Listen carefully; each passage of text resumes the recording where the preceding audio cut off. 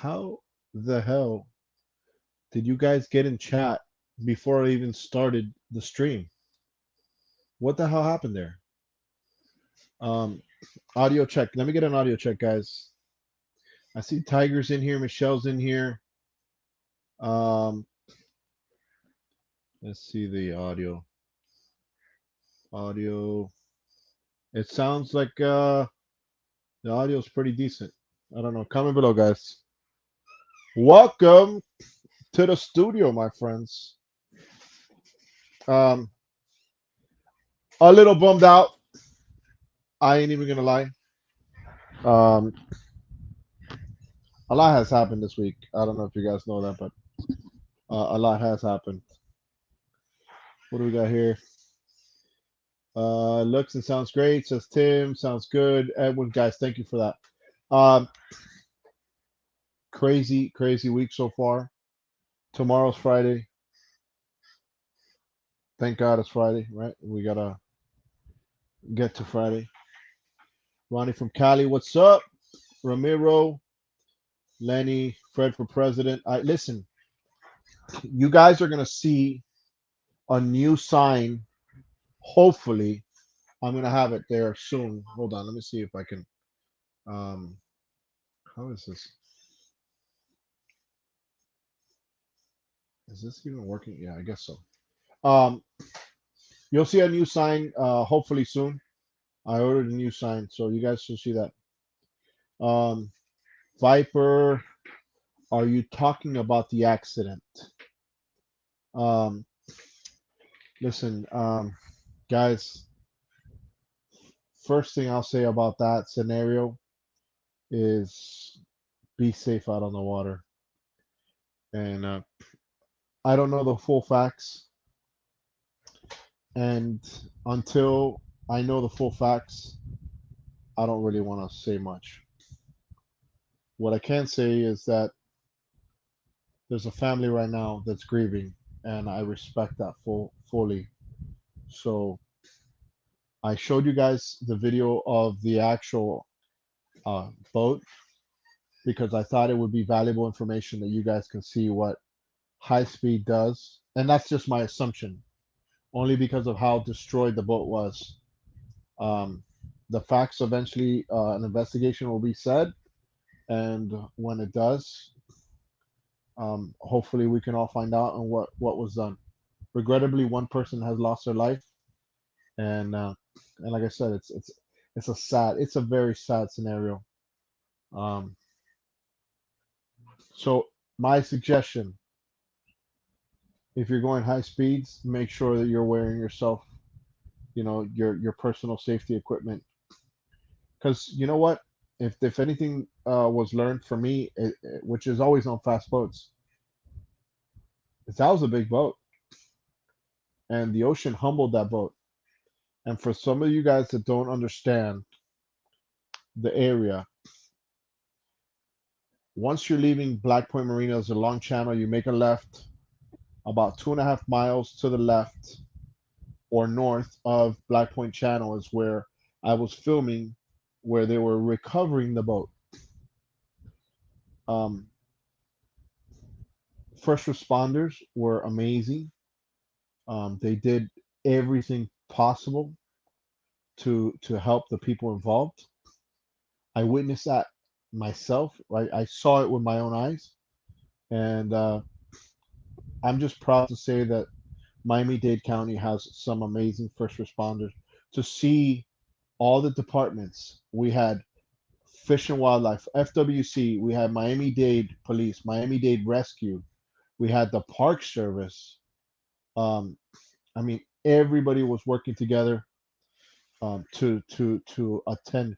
We had two helicopters that had come. The North and the South helicopter air rescue had come, and they were literally parked at Black Point Marina. So they did everything in their power to facilitate the people who needed. And I don't know the latest. I wish I did know a little bit more to inform everybody. Um, but I do also understand right now there's a family that's hurting a lot, and that's just a tough scenario for everybody. Um, Once again, I'll tell you guys, if you go fast on a boat, these things are not toys. Um, respect the ocean, because in that area there's not like a treacherous waters or anything like that. It's protected by Elliott Key and Boca Chica Key and all that stuff. So that area is not known for rough water, and it was a very nice day. So there's a lot of speculation that's out there. What the reality is, I don't know. When I filmed the boat, I was looking at the back of the engines to see if I saw anything abnormal. But to me, the way that I saw the T-top flattened, that it was literally flat. There is a T-top, and the back thing that was pulled on my video was a T-top. And what that tells me, this is just my assumption, that the boat hooked at a high velocity in a shallow area and hit the water, and then possibly even went and came back, and I don't know. Like I said, the way that you saw the boat was just incredibly like destroyed. It was just sad. Uh, two survived. I saw two individuals walk off the boat, um, walk off the rescue boat, and then get into um, a stretcher, and then they were transported to local hospitals. Um, yeah, guys, just be just. I'll tell you, between this scenario and the prior one that recently happened about a month ago, and I really didn't do a video of that either, right? Um, I just I just want you guys to know that we got to make sure that we're safe when we're out there, because bro, shit happens. And I've heard so many reports about different things, and like I said, I don't know the facts. And since I don't know the facts, I don't want to go ahead and say anything. But some people were saying that the boat was spinning, and I don't know. But if the boat was spinning and it's still in gear, and there's people not on the boat because they're on the water, then that means that their lanyard was probably not on to kill the switch. And sometimes we get on big boats and we assume that because it's a big boat, nothing bad can happen because it's a big boat. And for me, that was kind of like what made me say I got to talk about this a little bit more, because you guys see me on boats all the time. We're on boats. I'm on big boats, and we've gone fast, and I've made that same mistake, that I'm at a boat show.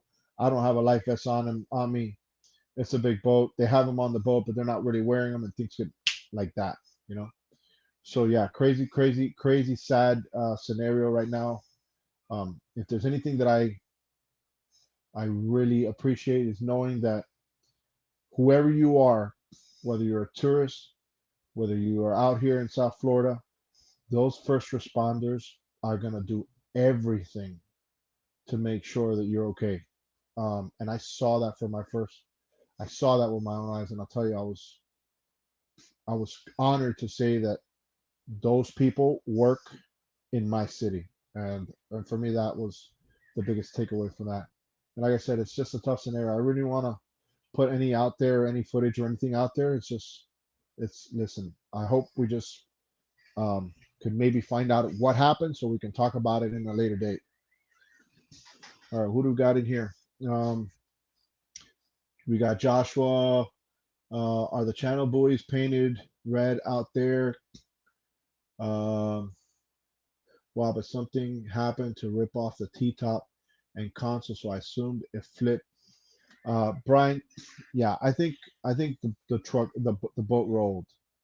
Um, and for those of you guys that are watching my channel and I've discussed being ejected off of a boat. I personally was ejected off of my boat, not far from the actual channel of Black Point. I got thrown off of my boat, and I got thrown off. My brother got thrown off. I was with two of my brothers. My brother was thrown off. I was thrown off. I was driving, and then my other brother was on the other side of the console, and his momentum pushed the console to the side, pulled up all the screws from the console. I had my lanyard on, killed the boat. My brother that was on the boat was like, "What the f just happened?" Because it happened so fast. You're just in water. I I went like 30 feet, maybe, if I had to guess. Um, Hurt my leg because that's what I was skipping like a rock, and I was going maybe 50 miles an hour. I got thrown off of a smaller boat, but um, when I did a follow-up video on that, I explained the importance of having your lanyard on or your kill switch, is because God forbid something crazy happens or catastrophic happens. And at that moment, I didn't know what happened. I thought I hit bottom. I didn't know. I didn't know what happened. And long story short, my engine hooked just like that. And in a cinema scenario, um, my power died completely. Engine hooked. I'm going as fast as that boat can go, and that's how I flew. And I didn't have a life vest at the time when that happened. Neither did my brother. We swam back to the boat, and then um, I was thankful that I didn't hit nothing inside the boat, because where you can get really, really hurt is when you hit something inside the boat. Um, because that's what kind of really, really messes you up. Now, what I learned from that scenario is, if God forbid I get thrown off of a boat again, how can I prevent myself from getting hurt really, really bad? Or if I do get hurt really bad, how can I give myself a shot? And I said to myself, I just got to have a PFD on, because even if I'm unconscious, I will still be floating with the hopes that somebody can find me before I take on water or something like that. Um, there was people that witnessed this accident that happened on Biscayne Bay, and thankfully those people were not too far, and they helped the people that were in that boat. Um, so we don't know the whole story, and I'm sure at some point we will find out the whole story. Um, but like I said, I think more than anything, we should have our thoughts and prayers to the family that right now are grieving for such an unexpected loss. And it just, I when I see stuff like that, and obviously there's so much to say, but it's just such a tough thing to. There's no good option here. Uh, you say that Viper, I recognize that. When I'm on a boat by myself, 100% of the time I'm always wearing my life vest. If I'm on a boat, sometimes doing sea trials, you're absolutely right. I don't, and I haven't, in many cases, not worn one. And going forward, I'm going to be more conscious about that. Just not just because of this scenario, because of prior scenarios also. And I want you guys to understand that these things are not toys, right? They're going to get bigger, they're going to get faster, and there's a lot more risk. I always say it when I'm filming. There's two things that hurt people on a boat: speed and alcohol. And if you mix both of those two things, you just increase everything by 100%. So, so yeah, just be mindful of that. Somebody had asked in the comment of yesterday's video, well, what else can you do? I personally like to have an EPIRB on me. Do I have my EPIRB here? I might have it here. It's not right here. Um, but I'll have a location device that I have on me. I press it, Coast Guard will be informed. In this case, there was another boat that was in the area that was able to help. If there's nobody out in the water, nobody sees what's going on, you can be in a scenario where the boat is still moving. If the boat is still moving, that thing is going to go in circles until it either hits something or somebody turns it off. So um, yes, that boat had 1,800 horsepower, which is approximately 450s. if I had to guess, just based on the boats I've been on, that boat probably topped out probably at wide open at 80 miles an hour. And 80 miles an hour on a boat that size is extremely fast. So easily over 70. Um, Now, where they were from where I was filming, where I saw the accident,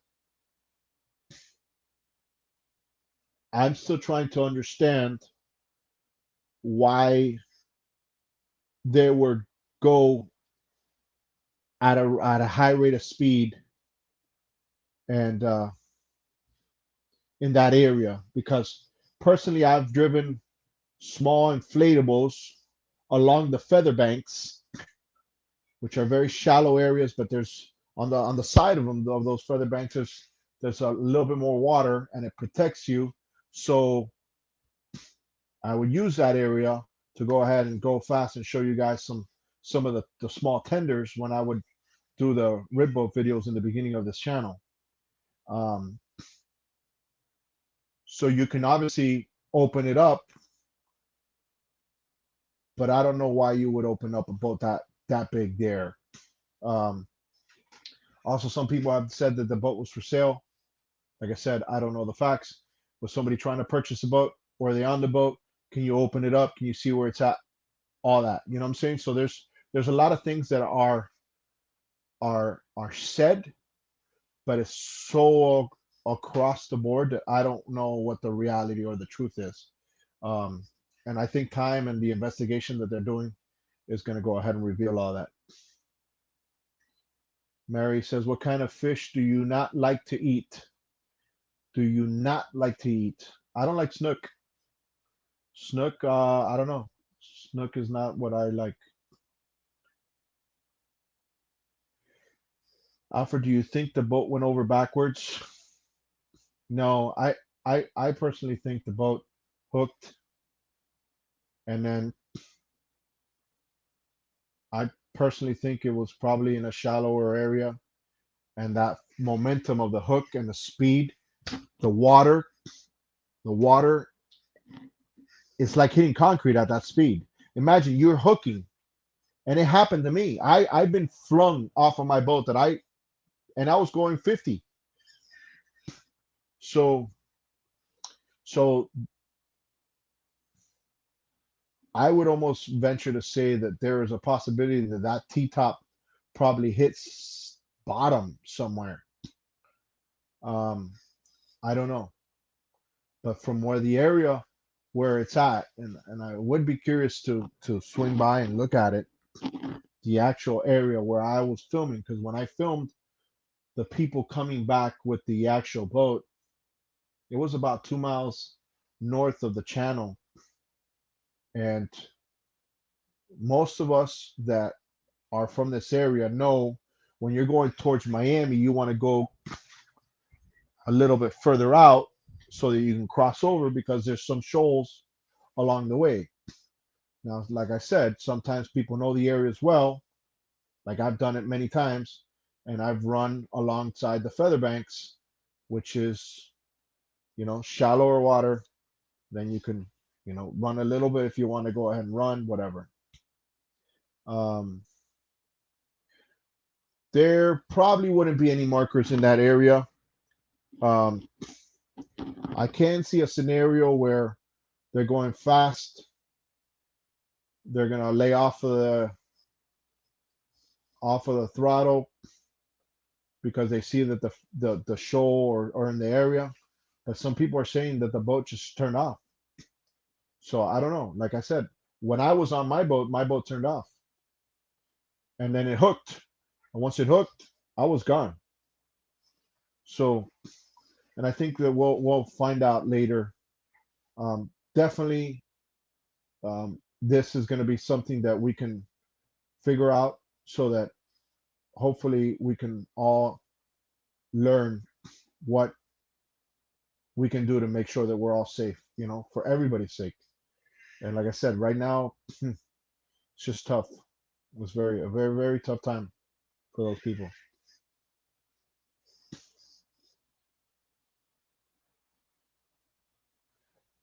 And guys, these boats are only going to get faster. There's a market for that. But I think if there's anything that we need to understand is that as much as we think these are toys, these are actually machines that should be respected. So yeah, it might make sense to go ahead and full throttle something, but make sure you're in a certain area where you understand the waters, because it's very different opening up in the bay as opposed to open ocean where you know that you got 40 feet of water under you. And we've seen countless things happen. We saw a, a, a famous baseball player, a Marlin player, hit the jetty at um, South Point Pier, and that was at night. So yeah, it can happen, and it could be a big boat or not, you know. So and there's wireless systems now, guys. I've even talked about it on my channel. There's actual wireless watches you can wear, and I hope the ladies are listening too. You know, that might be a good Father's Day gift or some type of gift. If you know that your husband or partner likes to be out on the water, get them that wireless kill switch. If once it's from a far distance from that panel, it'll shut off the boat, so that boat doesn't keep on going. Because when I've done my safety video, and maybe I'll link it to this video at the end, if you don't have your lanyard on, you get ejected from your boat, and you're not turned. Your boat, if you're turned, is going to go in circles until it hits something, or if it's straight, it's just going to keep on going until it hits something else. And if it's in open ocean and it's going straight, it'll end up until it runs out of gas. And the question is, are you going to be able to get back to where you started when you're in the water, hopefully with a life vest on? Because you know, you how long are you going to be in the water paddling? You know what I'm saying? You know, kicking up water. And I know it's hard to say that or think about that because we never think it's going to happen. I got into the accident the other day when they totaled my truck. Did you think I thought that they were going to total my truck? No, I would have never. I'm always like this. I'm like always looking around. Boom, totaled my truck. Got hit. Somebody took a stop sign, didn't see it coming. Would have I expected it? Never in a million years. Uh, I had been talking with a lot of people actually, and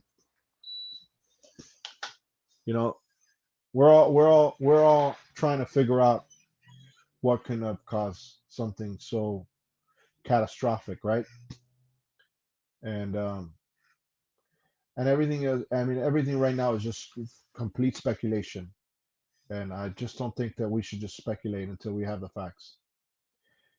Alabama in the house. Um, I see we got a lot of the fish family in here. Um, oh boy, Fishman Joe's on a tear. Where's Joe at? Actually, I didn't send anybody links. Um,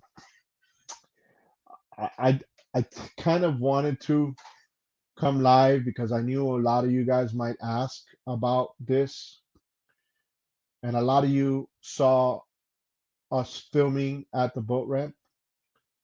Um, but I will say this: if I ever think something or someone's feelings or future is my footage is a detriment to them or their mental health or anything, I won't put you on, or I won't put it on. It'll be something that, you know, um, I've always said that I will always film because I'd rather have something than not have it. But yeah, it's just like I said, it's if there's anything that I felt like I said that I know that those first responders did everything in their power to make sure that everybody that was on that boat that day made it home. And that's what I'll say on that. Georgia in the house. Joshua. Hey, last we spoke, we did a 22-hour live stream. We had a lot of fun. A lot of people came through. I tried to end the video at the boat ramp, and life did not want me to have the 24-hour live stream. Guys, I tried. I tried. I was kicking rocks at the boat mat. Oh boy, who's this? I'm live, so your fish fam is listening. I know, I know, I know, I know. Are you talking about the boat? Well, they asked me about it. Yes. Why? You want to have a conversation about this? Well, from what I heard, he was turning too sharp. Wait. Hold on. Hold on. That this Joe. This is kind of like what I don't want because we don't know. You know what I'm saying? Yeah. And that's why I don't want to put stuff out there that's not a Well, fact. You know? owner, you know Huh? what I'm saying? That contenders have a real issue with hold on, Alfred. Hold on. Joe, if you want, I'll send you a link to the chat. All right, hey, I'm launching the boat, so send me a link and I'll be there in a minute. All right, go do your thing. Okay. All right, all right. All right. All right. So obviously, this is a huge topic of conversation for a lot of people. Um, because think about it, we're all on boats. The boating community is gonna say, "Hey, what happened?" Because I don't want something like that to happen to me. So, um, Joe's on the water. He's gonna come out here now. He's gonna give his opinion. I told him I'll share him on the thing. You guys were actually probably watching Joe shrimping, and he hit ground. He hit ground in the middle of the night, right? What's to say he gets a hole on his hole, and he goes bloop bloop bloop bloop. Now he wasn't driving, but he was still on the boat. So um,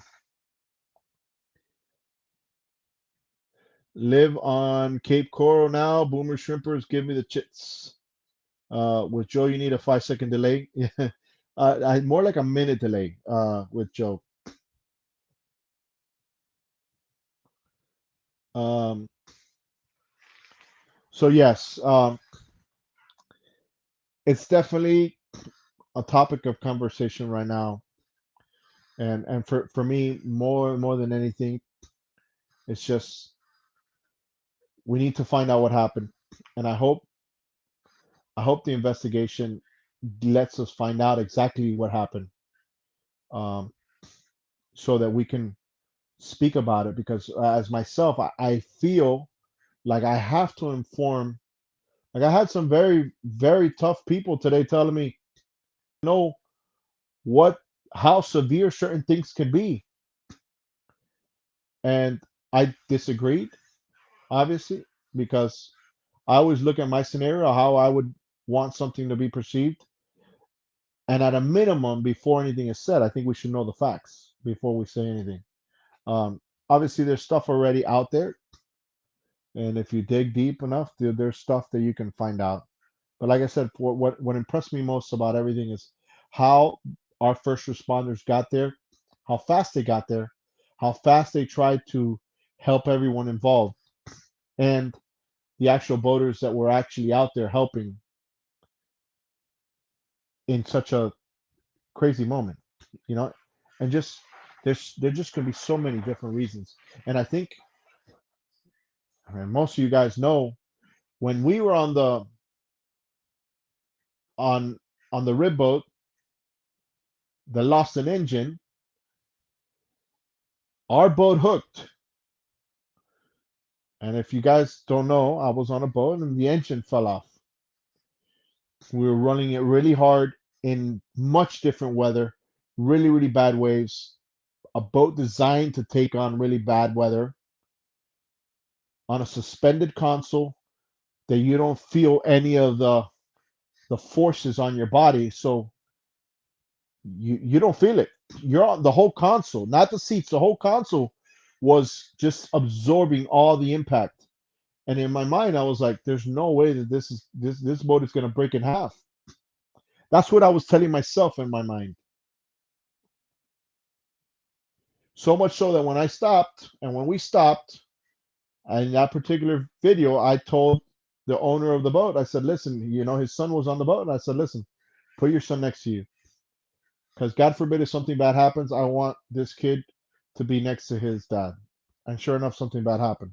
The motor, in that case, fell off because the engine bolts sheared off. It literally sheared off and it spit the motor. And we hooked. The difference is that was a rib boat, and that rib boat almost caught the tubes, and then it came right back up because the buoyancy of the tubes brought us right back. And I was like, and we were with a seatbelt on because the boat was designed to do what it was doing. The difference was is that the boat sheared off, and that was a difference of different boats that were put on that weren't the right ones. I will still say,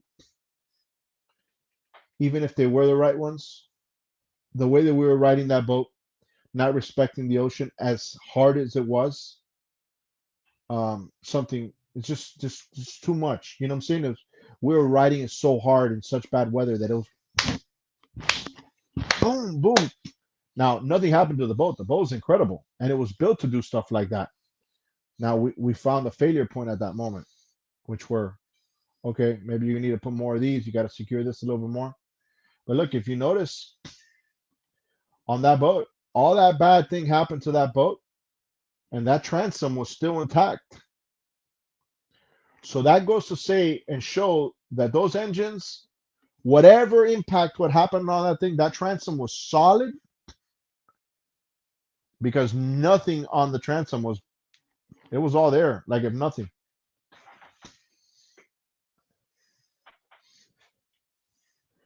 Patrick says if the Mountie called for grade 6 boats, I would have gone grade 8. Yeah, that's hindsight. The end result was a free Verado for Alfred. Trust me, it was not free, and that motor is going to be given away.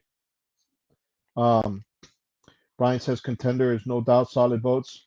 Well, listen, a lot of the manufacturers, I'm sorry, the police departments out here are running contenders. So I personally don't know much about those particular boats, but there's a lot of people that like them, and they're very very nice boats. Um, so yeah, I think what we'll do, we'll sit, we'll wait, we'll watch, we'll pray for the families and pray for the few people that are probably still in the hospital. I do think that the other two guys are going to be fine because I saw them literally walk off the boat and then they went into um, the ambulance and well, they got put on a stretcher, obviously because of the impact. You don't know what they are dealing with. Um, I've watched all your videos at least once. Boat safety is something you speak regularly on. Thank you, Alfred. I'll tell you what, you're definitely going to see a little bit more. And if you guys notice, and you were here in the live stream the other day, I met a young kid with his dad over there at the event that we were at the grand opening in Alamar. And the little kid had showed me a video of me filming him coming in. He was 11 years old. And I stressed to him the importance of him being an example for all the kids that are his age or that get a little older at some point. So they're going to realize, hey, listen, we're going to wear our PFDs, we're going to wear our lanyard. And he said it. He said it in the live stream. And for me, that makes a difference because when you touch one, you get 30 other kids that just say, hey, I got it because I saw this video and I saw this kid do it. You know what I'm saying? So you definitely want to go ahead and get to a point where you bring that into their mind. Alpha, please pay attention. Learn about nuts and bolts. There's a shear strength and a tensile strength. Please learn it. Yes, the 300, your neighbor. Hey Alfred, good to meet you. Love Fred. Plus, we both jet ski on YouTube. Love the ocean. Thanks. yeah, I think we'll know a lot in the next week or so. And even the news, guys, don't believe everything the news has been saying. The news is misreporting a lot of what's been said. They don't know the whole story. There's a story and then there's the truth, right? So there's a lot more going on here. Um, Juan says, Saludos, Alfred, desde Mexico. En Mexico. We got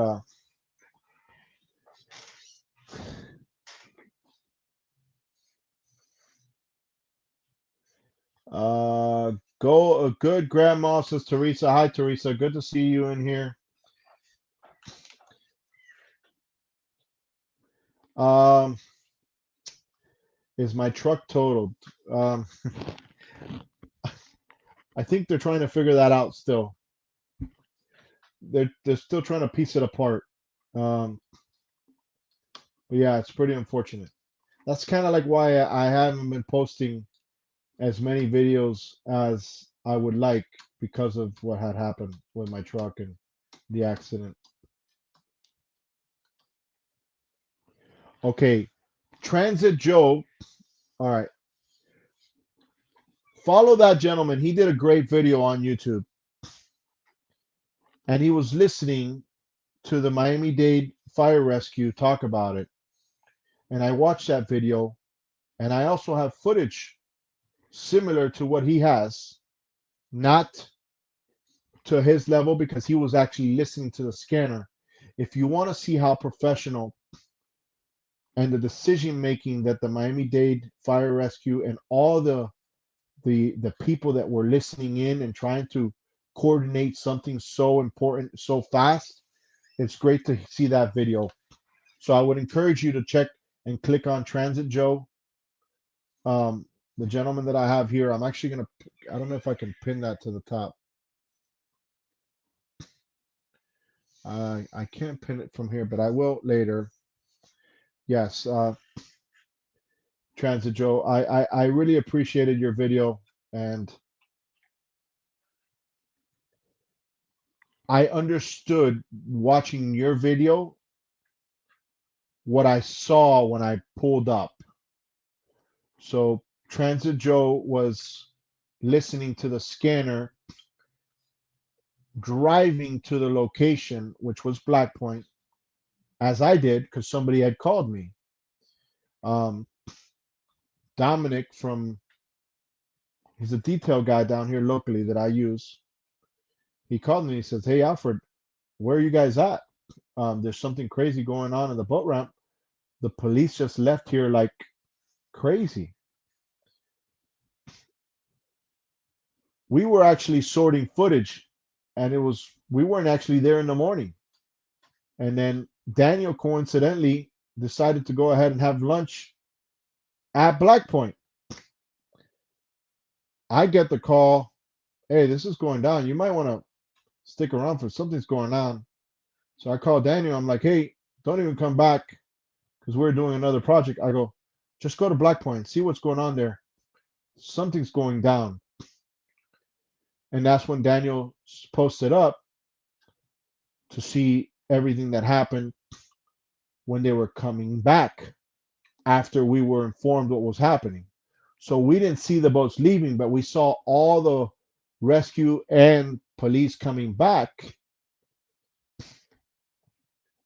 And then you see the whole response of how, you know, while he was filming that, I was coming into Black Point and I see two helicopters parked, with their engines on and, ready to go ahead and take somebody.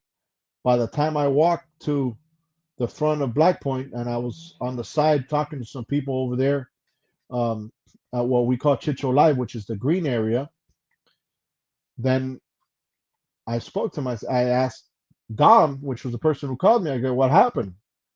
And he was getting what he was hearing at the time, and everything was still so fluent and still moving. Um, and and at that time, by the time I got to Chicho Live, the first person who was removed from the boat was actually the one that was in most distress. Is the one who went on the helicopter to, I think, Jackson South, which is a trauma center here in South Florida.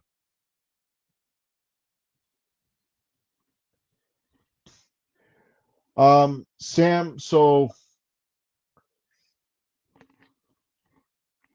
I was hit. I spun out because I lost control because they hit me. I'm going this way. Somebody hits me. My truck completely turns around and hits another car. It's terrible. But I also didn't get out of my car because I was freaked out, first of all, and I waited because if there's anything that you know about an accident or a bad accident, that you know it's a bad accident, you don't want to move. So I didn't move. I called 911. I said, bring rescue. I had felt like a hit, like here on the side, and then I knew I had hit really really hard, and I called 911. 911 came, fire rescue came, and and helped me out. Well, I waited for them to assess me, and then I got out of the car. They checked me out. They checked my blood pressure. My blood pressure was through the roof, obviously, because I was freaked out. So yeah, thankfully the lady wasn't severely injured. It could have been much worse. She could have hit me at my door. Thank God that wasn't the case. But yeah, it could have been much worse. And you know what? Property is property. Um, and I'm recovering.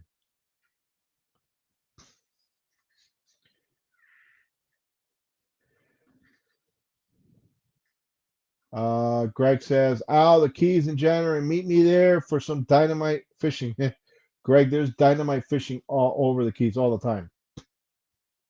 Um, is that the link for Transit Joe? Guys, here's the link for the video uh, um, of witnessing the first responders. If you want to understand the backstory of the way the logistics of the communications of all the departments, even Ocean Reef was asking if they needed to bring some of their assets towards Black Point or wherever just to help out. I mean, it's like an army went out there to help. Um, and I can't say anything other than I'm truly honored to say that all those individuals work and and do what they do here in South Florida. Such professionals.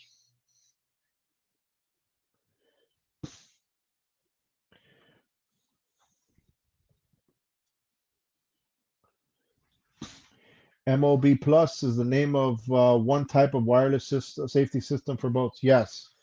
Um, I did a video years ago with Alex Folguera. I forgot the name of the company. I've just done so many videos, guys, that you know.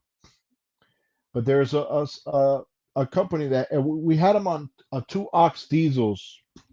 That boat. I don't know if what was it. What boat was that? But it had some twin ox diesels, and it had that wireless system that if you get ejected from the boat, and I think I may have even thrown myself off of the boat to show how it worked.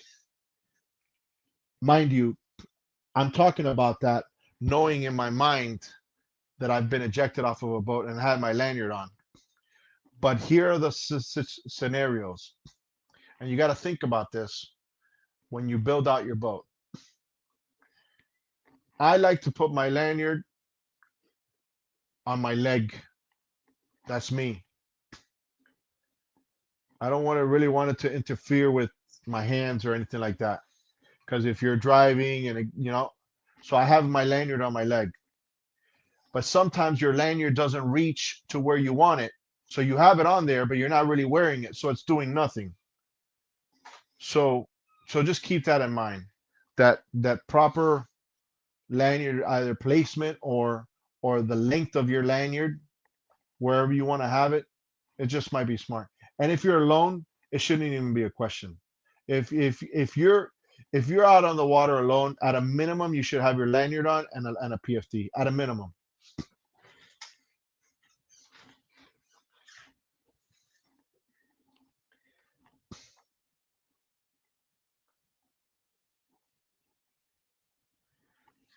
Ski deeds. We're talking about a local boating accident that recently happened. Um, I reported on the boat being brought back from uh, from the Black Point Channel all the way back to Black Point. We covered and we showed the boat how it looked after it didn't collide with anybody. There was no other boats involved.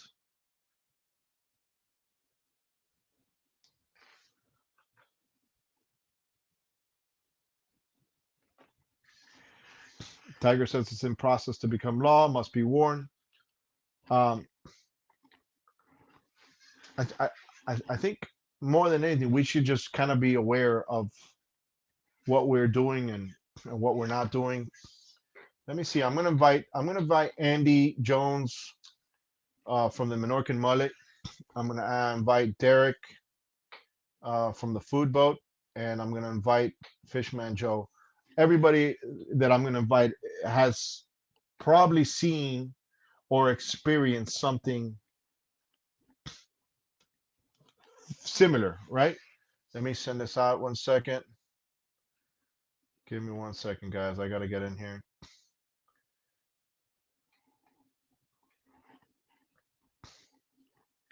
And guys, this is there's no censoring here. This is kind of like, hey, it is what it is. Derek, all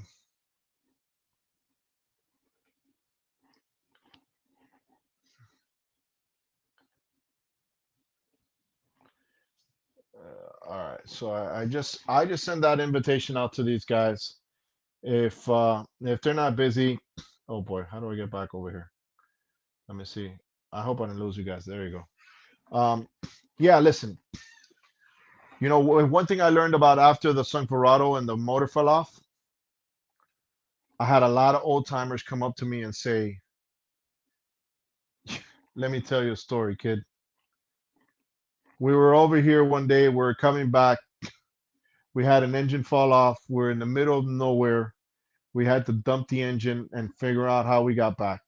And I can't tell you how many times I heard stories like that. And I heard from manufacturers and people that have said, "Hey, we're doing some testing on these boats. Things got crazy."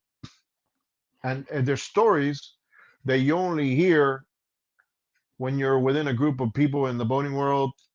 It's not like somebody's going to say, "Yeah, I own this amazing, company that build these fantastic boats, but let me tell you, my worst moments." It's just not going to happen, right?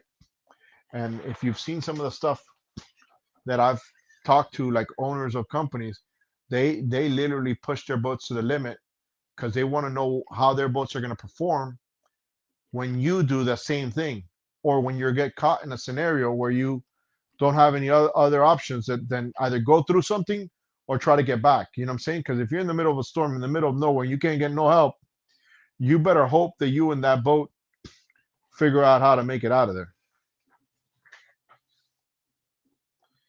All right, I got somebody coming in. Who's this here? Oh Um, my God! Too that's soon, Joe. Alfred. Okay. I didn't start yet. Um, Hold on, hold on, Alfred. Joe is Hold on, actually on the water right now, hold on. probably shrimping. Joe, can you hear us or no? Yeah, I can hear you. Can you hear me? You got Hold to on, give me a second. guys. Can you hear Joe or no? Hold on. Because here's the scenario. Last time I invited Joe and I had my headphones on, I did not hear him, so I might have to turn off my audio to hear him. So let me know if you guys hear Joe right now. Um, put yes, I hear Joe. Can you hear me? Right? Hold on, I We're don't loud hear and you. clear. No, I don't hear you. Hold on a You don't second. Let hear me me? see something, guys. Um, Just for a second. All right. I'm gonna have to shut this off. Hold on a second. You know what is up with you, Alf? Ow, son of a! That's what I get for talking shit. That's what I get. Oh, that hurt. That hurt, Alfred.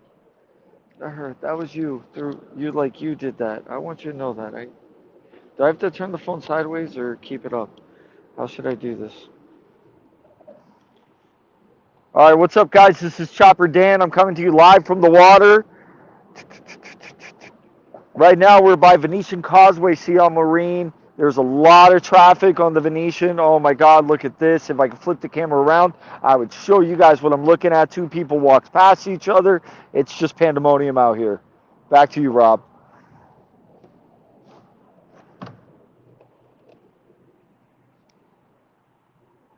Why can't I hear nobody? I can't hear nothing. What? Why don't did you turn my audio? Hold on. Wait, hold on.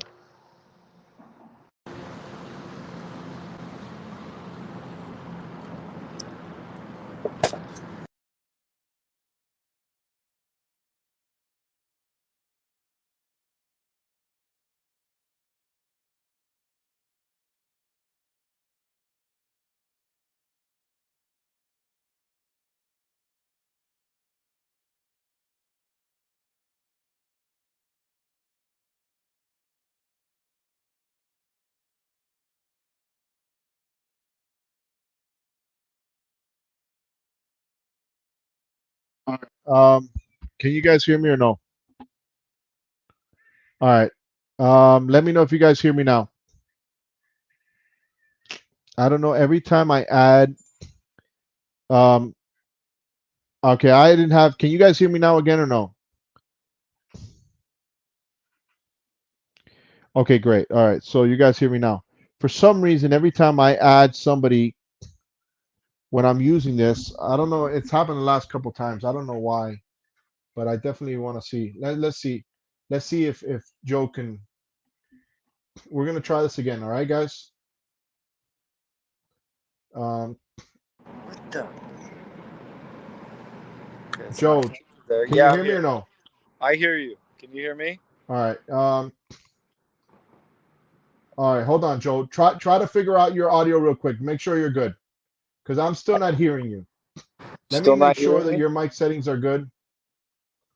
Um,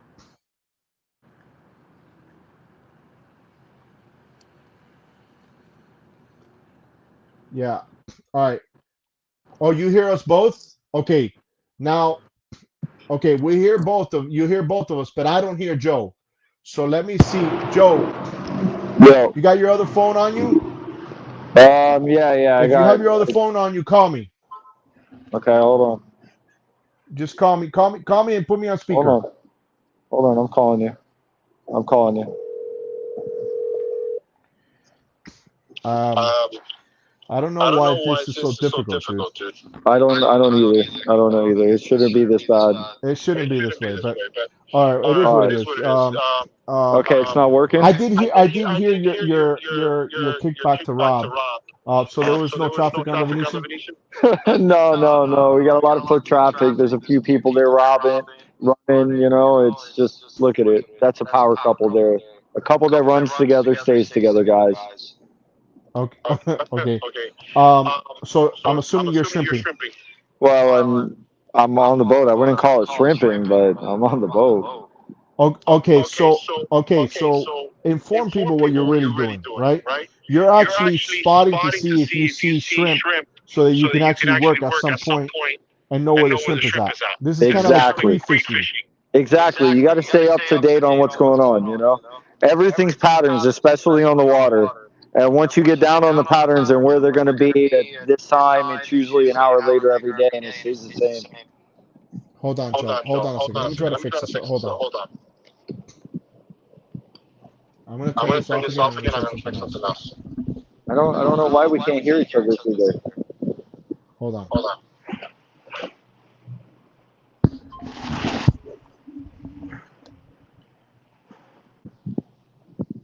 All right. Okay, now I hear you in my ear. Okay, now I hear I you hear you too. in my ears perfectly. Okay, okay, good. That's it.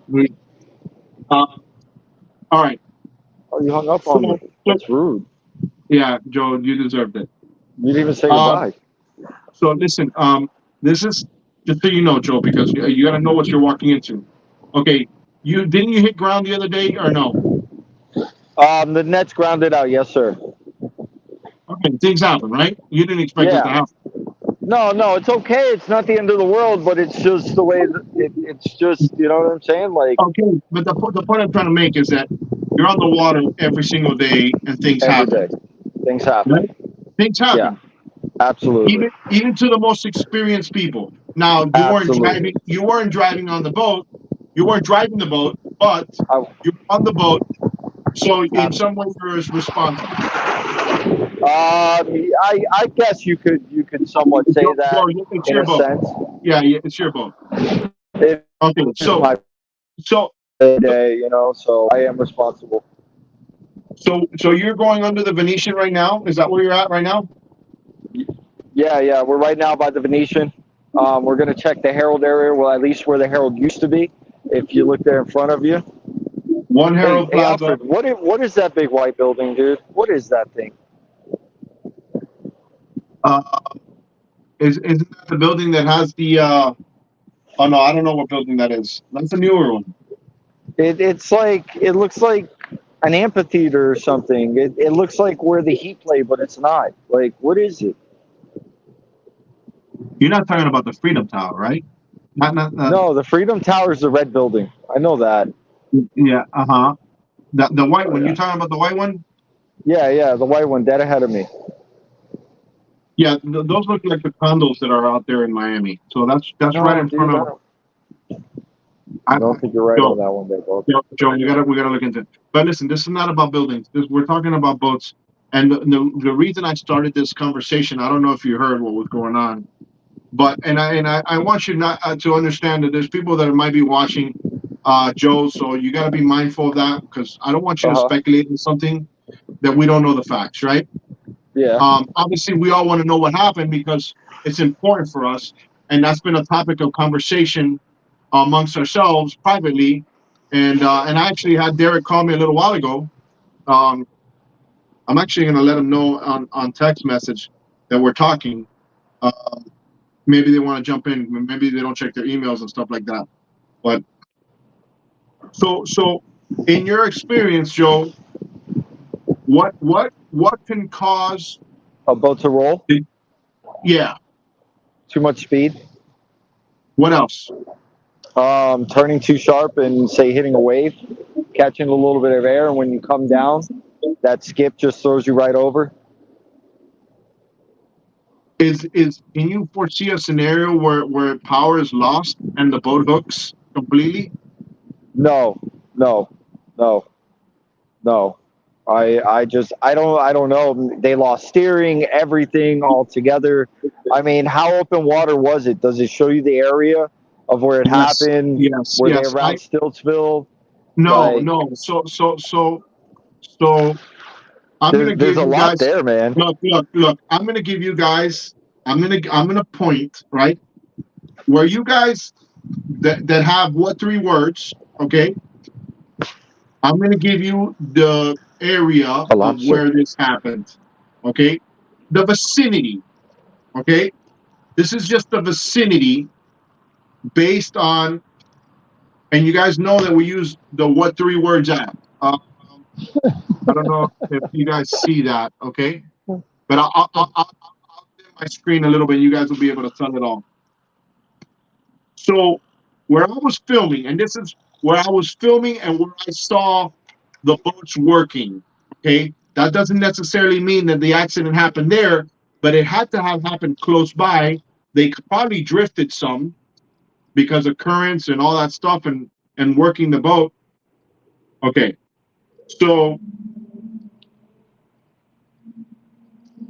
where they were and where I filmed from, I was filming from the rocks. And you Uh, could see it? yes, you can see them working. Okay, where I was filming from the rock. Let me see where. Why isn't this? Actually, you know what it is? I think this is what it is. I think this is what it is. There's no strength in it. Why does this not capture this? All right. Damn it. All right. Outrageous, flashy cleaner. Outrageous, flashy cleaners. Outrageous, flashy cleaner. That's the end of where I was filming. I went to the rocks all the way to the very end of Black Point. And then the boat where there were multiple police boats.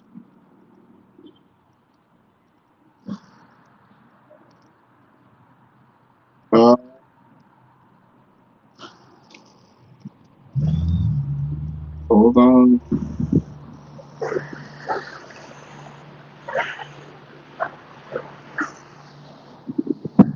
I'm way too early. Okay, so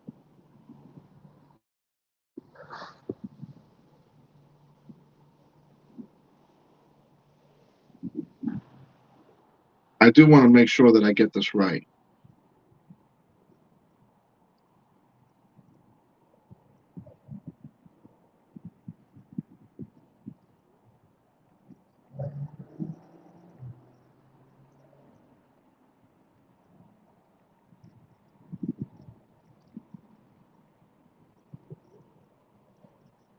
From the angle that I was at, I was in an area called International, where I was looking at them. From what it seems like to me, 2 miles north, it seemed like it was at International Revelations Social Life. Okay, let me put that on the thing. International. You see all the mullet? Can you see all the mullet, Alfred? Not yet. Hold on, Joe. Hey, Alfred, I gotta call you back, bro. So go, call me back. No, not So- you, Alfred. Not you, Alfred. All right, Alfred. All right. Why you have another Alfred on your phone? There's only one Alfred in the world. You think you're the only Alfred in all of Miami? Huh? Miami is a big place, bro. There's a lot of mullet here. I should have brought a fishing rod and a cast net. Okay. Bigger mullet came through Miami today, guys. If you're a fisherman, bigger mullet came through Miami. Well, you know what I also noticed too, right? I noticed a lot of land crabs. Okay. Well, they spawn. It's their spawn.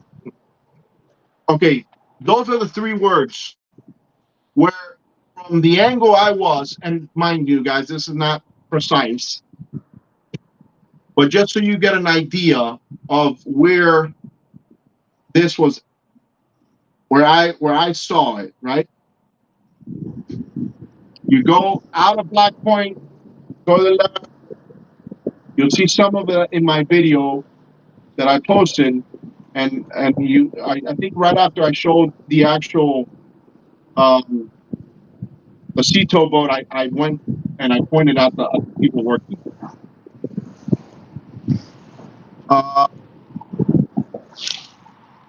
Okay, Joe. So you're right now. You're right now in front of the stadium. Is that where you're right now? No, I'm by the Frost Museum right now. Oh, Frost, which is you just passed One Herald then. Yeah. Have you seen anything there or no? No, I haven't seen nothing but a big school of mullet. All right, so we just added Andy Jones from the Menorcan Mullet out of Andy, St. what Annie, up? Georgia. Hey, Joe. Hey, Alfred. What's going on? You know, Andy, she didn't say hi to me, right? Yes, Joe's in the picture. Say hi to Joe before I cry. No. Don't say hi to nothing. Don't say hi to me now, Andy. Hold on a second.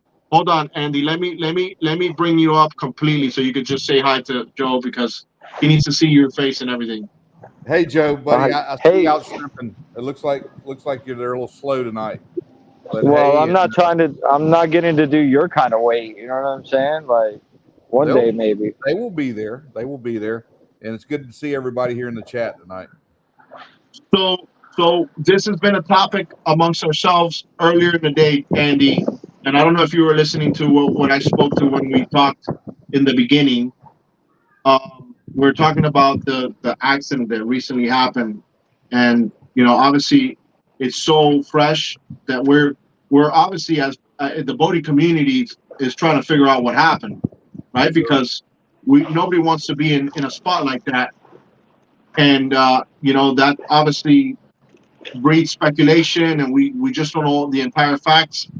But what are some of your thoughts based on your experience of the scenario and situation, and how some of this should be handled? Not that I've owned one, but I've ridden in several of them. And Several what? Boats? Like bigger that? boats, bigger Bigger boats, boats. bigger center consoles, bigger boats.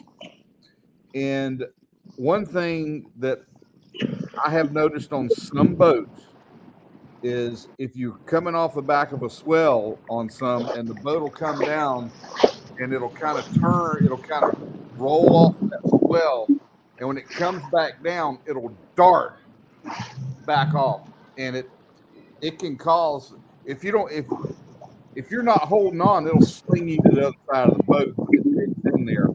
And I can see where if you were at speed and really moving, and depending on what kind of chop you're in, and you got into a situation like that, and it did that, it could almost, have you ever seen a boat chine walk, a single engine boat chine walk when it starts getting up on the, Yes. doing that? Joe, I muted your mic for a second real quick, Joe, while Andy's talking, because there's a lot of wind noise. But you're good. Yes. We have experience walking, right? Like chine walk, which obviously the boat is kind of squirrely. Right. It's kind of squirrely. It comes off. But what causes the problem is when they come back down and they dig, they'll hit the side of the boat and it digs. And then usually inevitably it happens, they'll turn over. I don't know that was a cause, but I've been in boats and I have felt that. And I'm sure that if there's people here in the chat that have been on boats on powerful offshore boats, they know exactly what I'm talking about because they've experienced it too. When a boat's, sometimes when those, and I got to say, some boats do it worse than others. Maybe it's the V or the design of the hull. I don't know. The more V you got on it, usually that makes for a better offshore ride. But sometimes that V can come back and bite you if you come off a swell wrong. It can cause the boat to dig, and some bad things can happen, especially if you're at significant speed. I don't know any of the details. Do you get much of a swell that far into the bay? See, that's inside the barrier islands out there, right? It depends, man. Sometimes we get 3-foot swells in the river at our marina. It all depends. Yeah, it depends against wind against tide. Wind against tide is a big player there. Yeah. Yeah, that day was the water seemed very calm, right? Yeah. But there was a wind, right?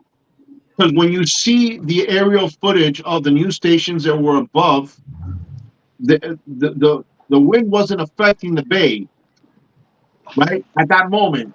So, but now when I went to Black Point, was this Wednesday? Tuesday.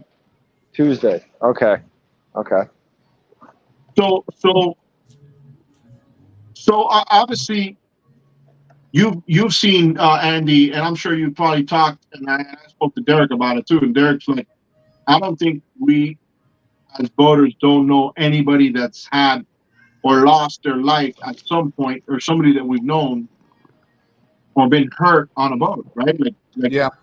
So if you're on the water a lot, and this is something that you do, I mean, there's a reason why boaters see other boaters and they wave hi all the time. It's the friendliest place in the world. Yeah. Right. You see a guy in trouble. You're gonna check on that guy. You don't even doubt it. You don't even doubt it. Yeah. You don't even, you're like, hey, look, you're on the water. That's kind of like the silent rule. It's just a rule period. You're gonna have to have somebody in the stress. This obviously for me, is kind of like one of those scenarios where I want to go ahead and inform the public and tell people what's going on. And I'm sure you've had a scenario similar, because I just found that out today when I was consulting you of how this should be handled, right? Yeah. Yeah. And what's the first thing that you told me? Well, I told you that the community, and they need to approach it in such a way that the community understands what it is. You're not pointing a finger or singling out. You're trying to benefit the community, and so that people can understand. You know, man, golly, I love the water. I love being on boats. I love doing everything associated with being on a boat and having a great time. But you also got to respect that piece of machinery, and make no mistake about it. That thing can hurt. It can hurt you, and it can hurt other people. Hurts my wallet all the time, Andy. To try to understand what happened, so that it becomes like something you might be able to prevent in the future, and somebody else doesn't have to go through the pain that there's some people going through right now. You know, that, and honestly, that's what really, really weighs on me, right? And you know, obviously, it sucks, bro. Like this is just not a it's just not a good scenario, dude. You know what I'm saying? And my heart goes out to the family of the people who lost, you know, a father, a brother. You know, to me that sucks, right?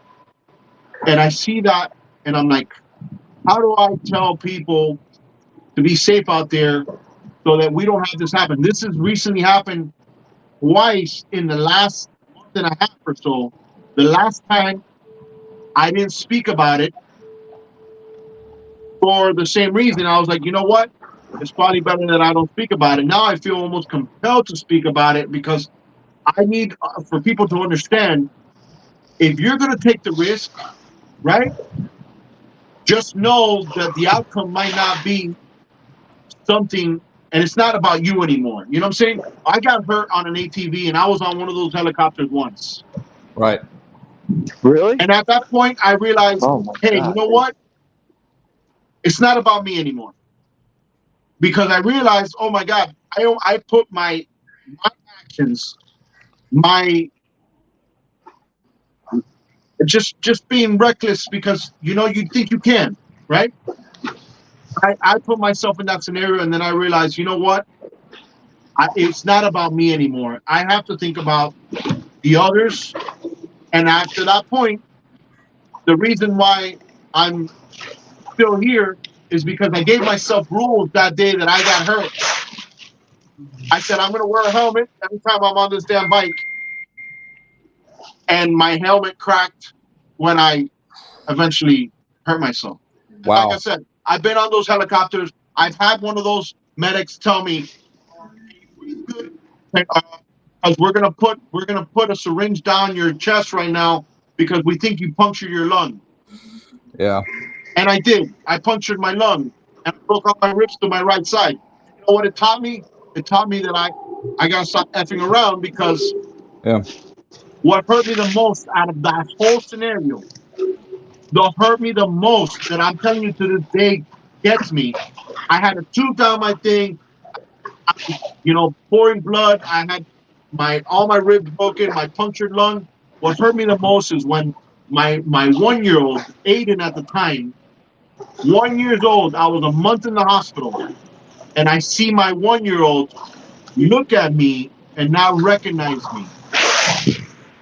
When I'm in my mind thinking he's gonna come and say, "Here's my dad," you know, or recognize me, and it put me to tears. My family had to go home, and I was in tears. I can just imagine. And that hurt me more than all my ribs broken, my punctured lung. It hurt me more. And at that point, I said, you know what? I'm never gonna do something stupid like this. Or if I am, I'm gonna measure my wrist, right? Sure. Because you know it's just not fair to everybody else around me. Well, I guess it's really I guess, too early to speculate on a cause of that accident.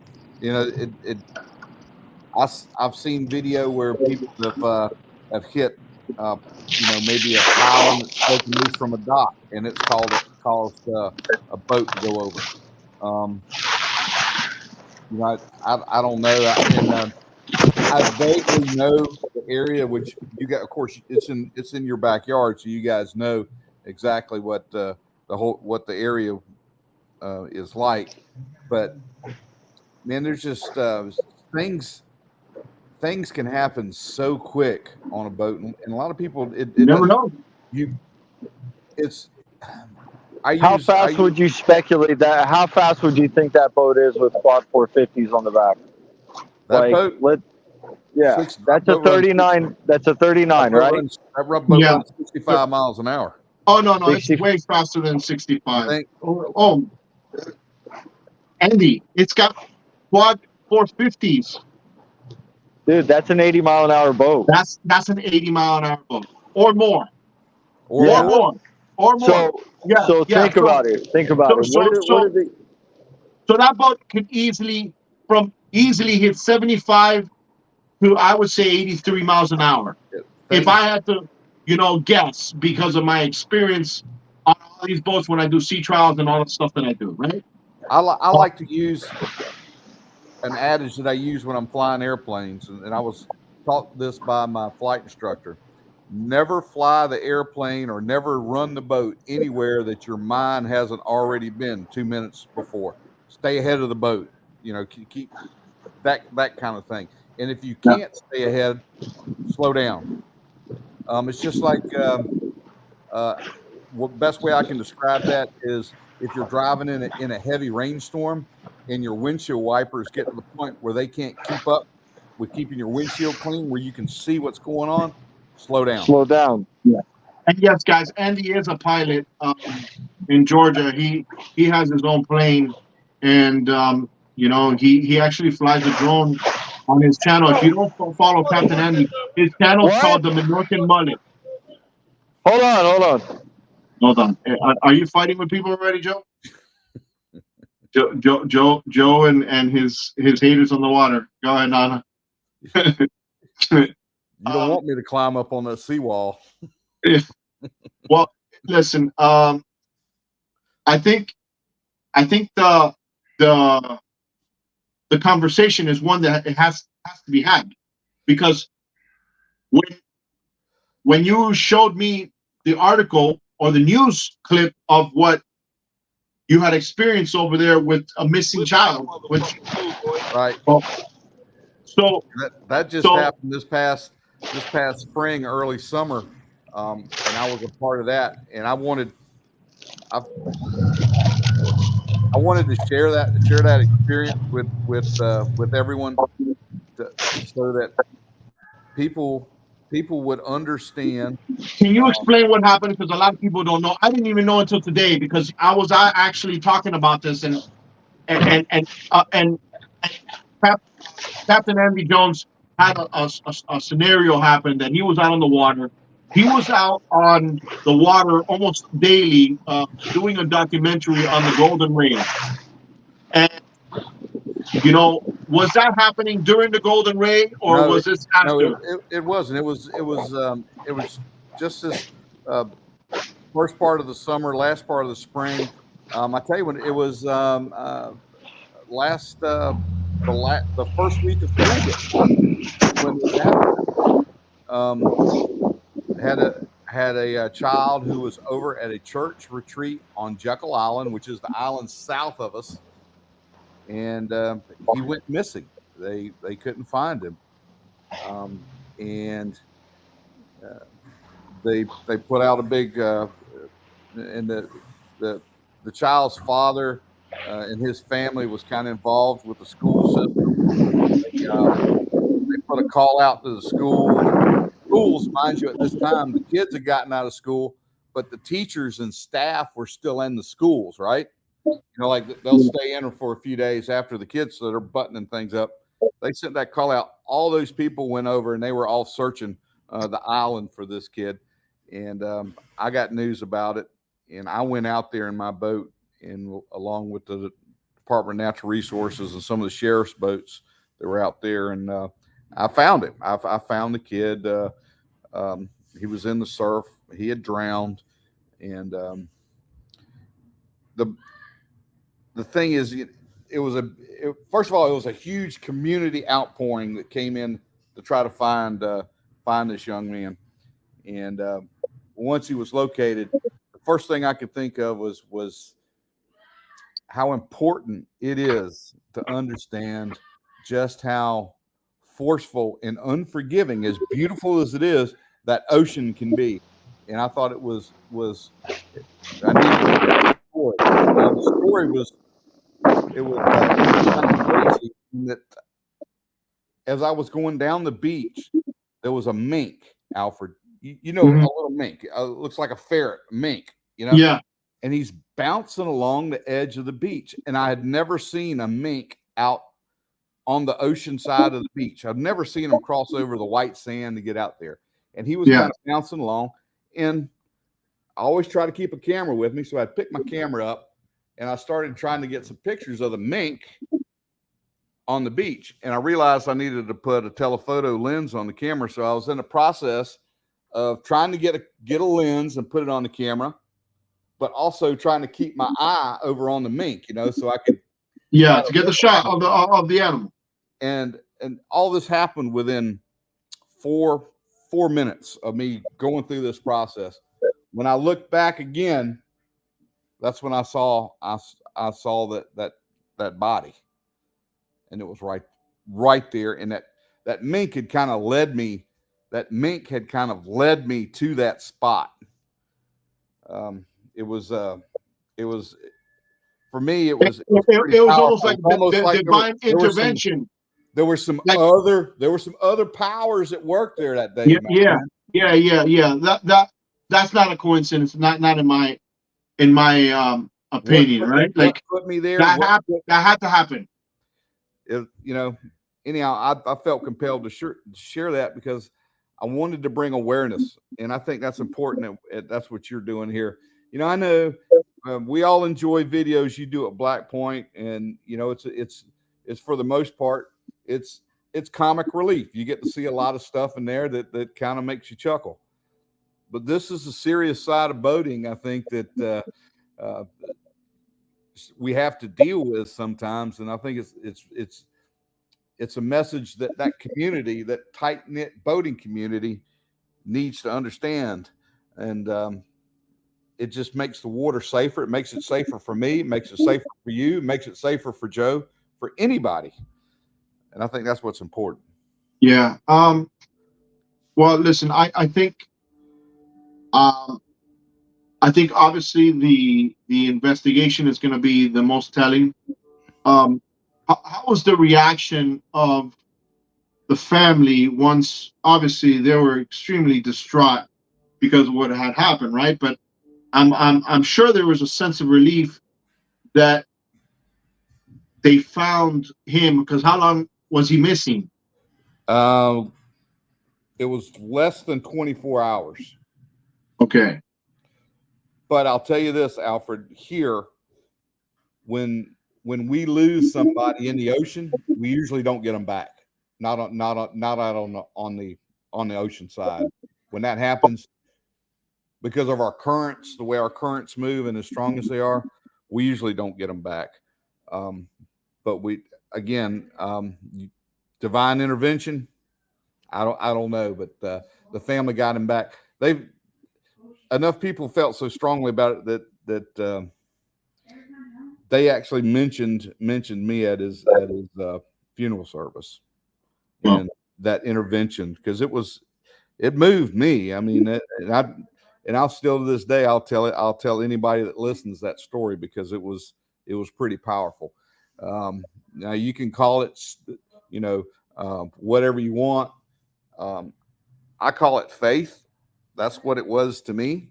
But if you want to call it, it was spiritual alignment, or just the mojo of the planets. I don't know, but things were. I wasn't even going to go that day. I'd called a couple of guys to go with me, so I'd have another set of eyes on the boat, and nobody could do it because they were juggling around work and couldn't break loose. And I was like this close to not even going, and I did. I'm going to go by myself. Well, this summer we had another scenario that could have been tragic at the boat ramp, which was also filmed. And we had a kid under 10 years old overheat at the boat ramp. Wow. So look at the scenario. This is something that I chose not to put on, but it's good to talk about it now because we're talking serious now. Now this is not Alfred the chit show. This is Alfred the dad, Alfred the grandfather, Alfred. You know what I'm saying? So in that scenario, there was a young kid about 8-9 years old, out of the water. It's obviously been extremely hot, and the parents were on the way back with the grandma, or what appeared to be the grandma, because she was an older lady. And the kid was unresponsive when they got back to the boat ramp. Completely unresponsive. So what the parents did, unknowingly, they were preventing the kid from getting sunburn because they had put the sunblock on him and they didn't want him to get more sunburn. And they put a towel over him on the way back to the boat ramp. Yeah. And that made the kid overheat to the point that he was unresponsive. Oh. Police, fire rescue, Miami-Dade Marine Patrol, just like I said, when you see, I have the luxury and the curse of witnessing a lot of this stuff happening. And I'm sure these first responders do as well when they see some of this crazy stuff happening because they're the first ones on the scene. Sure. I'm just there witnessing as it's happening. And you see the boat ramp just go frantic. Everybody just went crazy. I was not personally there. I'm watching all this footage. And like I said, my model, and I've told you guys all that the whole time. I said, it's better to have it than not have it. Because you don't know if it's going to be something that can be helpful in the future. Sure. In this case, the father had spoken to me afterwards, and he told me, thankfully, that the ambulance, they took him to the hospital. They got the kid. They revived the kid. He was overheated. He was unresponsive, but thankfully nothing happened, and the kid is okay to this day. And for me, what I did in a subtle manner while this was happening, because everybody was glued to my channel wondering why I didn't post it, because they knew that my guy was there filming, or if I'm filming, I ended up telling people, hey guys, it's really, really hot out here at the boat ramp. Make sure you guys drink a lot of water. Make sure you're not overheating. Make sure your kids are well hydrated. Why? Because that was my way of saying to everybody that knew, hey, you're going to have to drink some more water. I've been to the boat ramp so dehydrated that my arms lock up. And I've made the mistake of one day just drinking Gatorade at the boat ramp. And it made me lock up, and I didn't know why. And it's because I didn't drink water. So you're not just going to want to drink Gatorade or everything else or alcohol or whatever. You don't have water, and you can't move or swim because you're locked up, because you're that dehydrated. You're cramped. Yeah. Until you don't feel that or experience that, you won't know. Yeah. You just won't know. Let's see where Joe's at. Joe, you're out of timeout. You're out of timeout. You kept. Why's my mic keep getting muted? Joe, because here's the thing, you were going fast. Yes. And I see that you're by the port right now. Yeah. I'm all looking around. I figure I might as well come over here, look around, see if I can't see a lobster. I see a couple. You see a bully netter over there. You see a bully netter here in front of me. So I figured I might as well just, I don't see any shrimp. I'm out here. I might as well look around a little bit, right? That only makes sense. Horrible Listen, lighting, by the way. but no, actually, you look clear, and the fact that we can be having this serious conversation while you're on the water, right, I know. I is love it. it's pretty wild, right? That we can have such a constructive conversation and talk about something serious, right? And Mm-hmm. and and seeing you do what you do on a daily is thing. Um, didn't you have didn't you have a wave break on you the other day at the At the boat? pier, yeah. Yeah. Yeah, yeah. What happened there? As What happened there? it was just way too rough for me to be doing what I was doing. I had no place whatsoever to be out there. Um, that was on Wednesday, I believe. It was blowing 15 to 20 out of the southeast, and I had no honest business being out there in the ocean. It wasn't the brightest of ideas on my behalf. I'll tell you honestly, it wasn't. It wasn't. It wasn't. But So okay, so Joe, at what point, like for instance, obviously you work on the water. You need to make mhm, money to survive, and that water is absolutely, what that's what makes you money, right? absolutely. That's where your livelihood comes from. So you're obviously going to take more risks than just a regular Joe that just wants to go Oh, fishing. without a doubt, absolutely, absolutely. Okay, so what is the trigger? What's that little sick rat in your head that says, I'm not going out because that for me this is past my threshold. What is yours? Because I want people to hear As what yours is. as soon as I turned back in that Mako, if I was in my regular boat, I would have got the job done. But as soon as I turned back and I actually saw the size of the waves when I was going with them, it wasn't an issue. But as soon as I turned around and I literally saw the size of them, that was it for me. Because as soon as that happened, the wave came over the bow, and I was just like, yeah, you know what, this is a big no go for me. I'm not going to risk it in this boat. I'm just going to get out of here. So so I'm gonna call it. It's not so worth you it. $50 isn't worth it. so so so you basically stuffed the Mako. Oh yeah. But thank goodness I spent Well, about seven thank hundred goodness dollars Buzz on Zone two. wasn't working. No, I wasn't in the inlet. I was out off the beach. No, thank goodness I stuffed that boat full of foam. When we replaced the deck, that the hole is completely foam filled, so there's no real room for water to fill it. Thank goodness on that behalf. On that, I was really smart when it came to building that boat and spending the money on that. Oyster Bestie, what's up? Says main girl. We got Main Teresa on the girl, stream. Yeah, we got monkey we got face. Robert Fernandez. I personally suffered from heat exhaustion when I did a party back in my 20s. People had to rush water to me to recover. I can say it was a very scary episode, to say the least. Um, look, if there's anything that boat ramp has taught me is you never know what's going to happen next, for sure. That's a given. And two, you got to protect yourselves from the elements, mostly the heat and the way that your body is just protecting itself by perspiring. And I mean, I guys, I get drenched. I mean, when you guys Drenched. see me, I mean, I look like I took a dip in the water when I'm at Blackboard, and Soaked.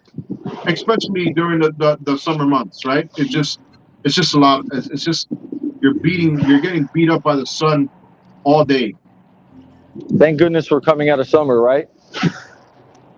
Well, it's only 94 degrees now. You know, Hey, that it's a difference. That 6 degrees is a difference. it is. You know what? You know when it most matters, at least to me, when when I come home from a hot day like that, the first thing I tell my wife is, "Honey, I love you." No, the first thing I say is, "Bro, is the air on?"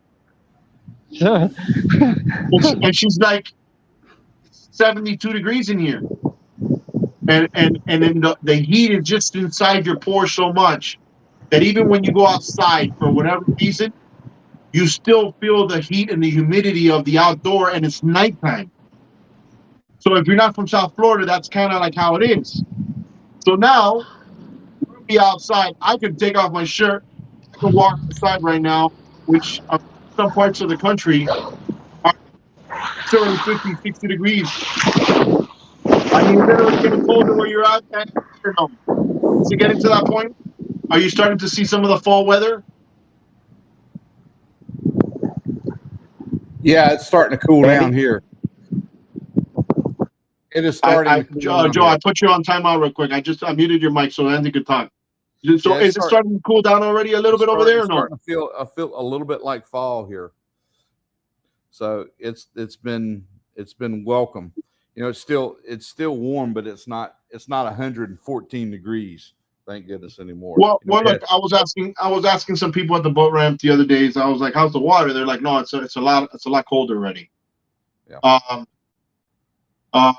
So some people are asking about the Verado. Guys, the Sun Verado is still at Carrera. I was recently there. We still are going to give it away.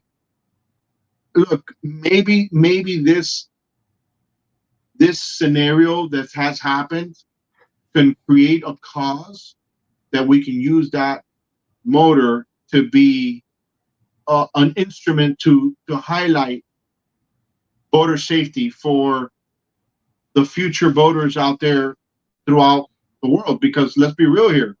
I mean, this stream is not going to be watched or witnessed by the world, but I know the other videos that we have that can be informative and other people get inspired by, having some safety. I think it makes sense. Yeah, there's no doubt about it.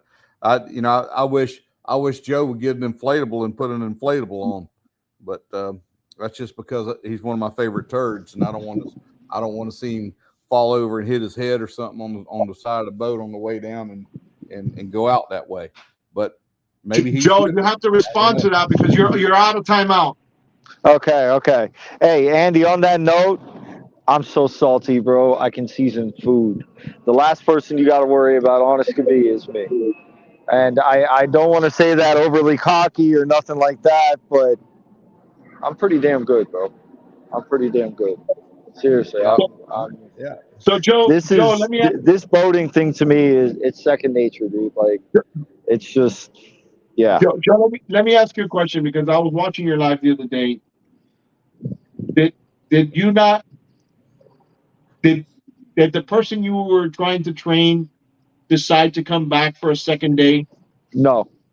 No. Okay. No, he won't even talk to me. He hasn't responded to my text messages. Okay. I've called him. It's a work in progress. But look, your goal is to do what? To have 2 boats out of the water? Is that your goal? That's my goal, to have 2 boats out on the water catching shrimp. So you're going to work one, and somebody else is going to work another. Exactly. Now you just haven't found the right person at the moment.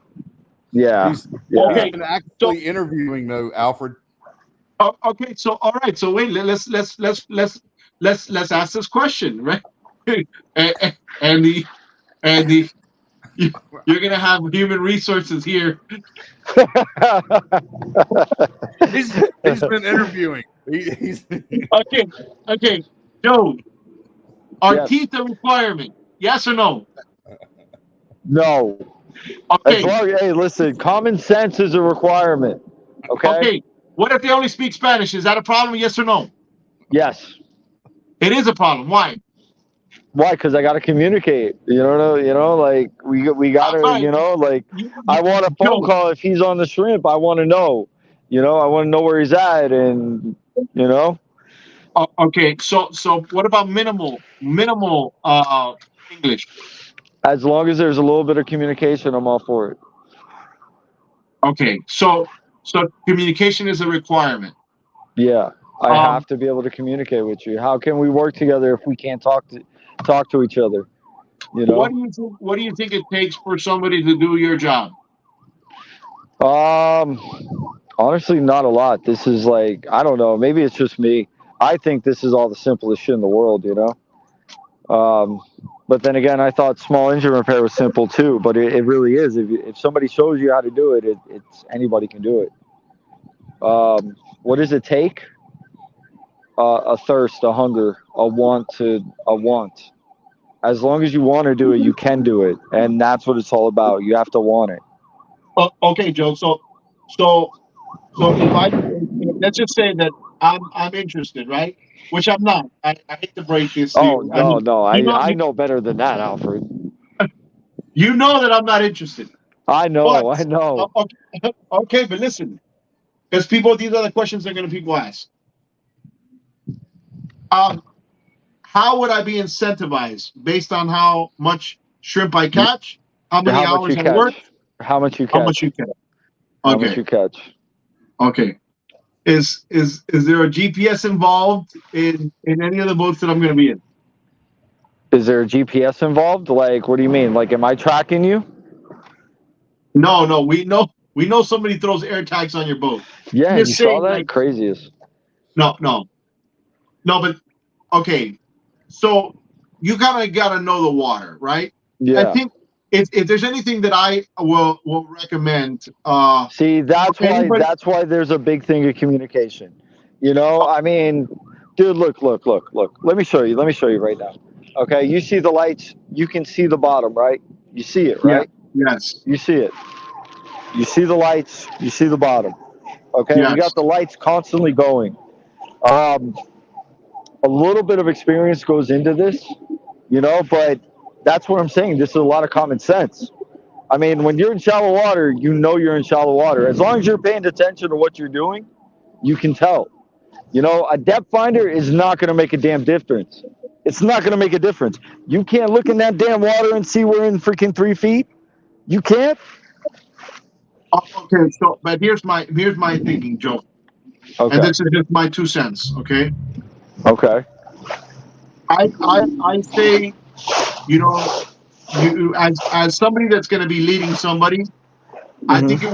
I think it would be smart of you to take the person who's interested on a boat ride during the day, right? To Okay. understand the waters during the day, and you explain to that person during the day what is and where you're at and what to expect when you're out at night. Now, fast forward to the next day, the next couple days, whatever, you do the same video, or not the video, the same training at night, and Absolutely. at that point, right, Okay. the scenery is much different. Whenever I Much. go, when I know I'm going to go out at night somewhere, and I'm on a boat, and I'm navigating, I wanna go and I want to explore those waters during the day and know what are some of my risks or dangers during the day, so that I can Mm-hmm. identify them and mark them on my GPS for the night. What is this GPS stuff that you keep talking about? I don't have this on none of my boats. Joe, The you only don't need a I have this. Joe. You don't need a GPS there. We don't. We look. Nobody needs a GPS right now, right where you're at. Nobody needs that. Everybody knows that. Where you're at, I mean, you can identify land wherever the hell you're at. You can identify land. Now it's different to see something in the water and see things on the water during the day that you might not even know are there. How many times have you come up on something or debris or even a boat?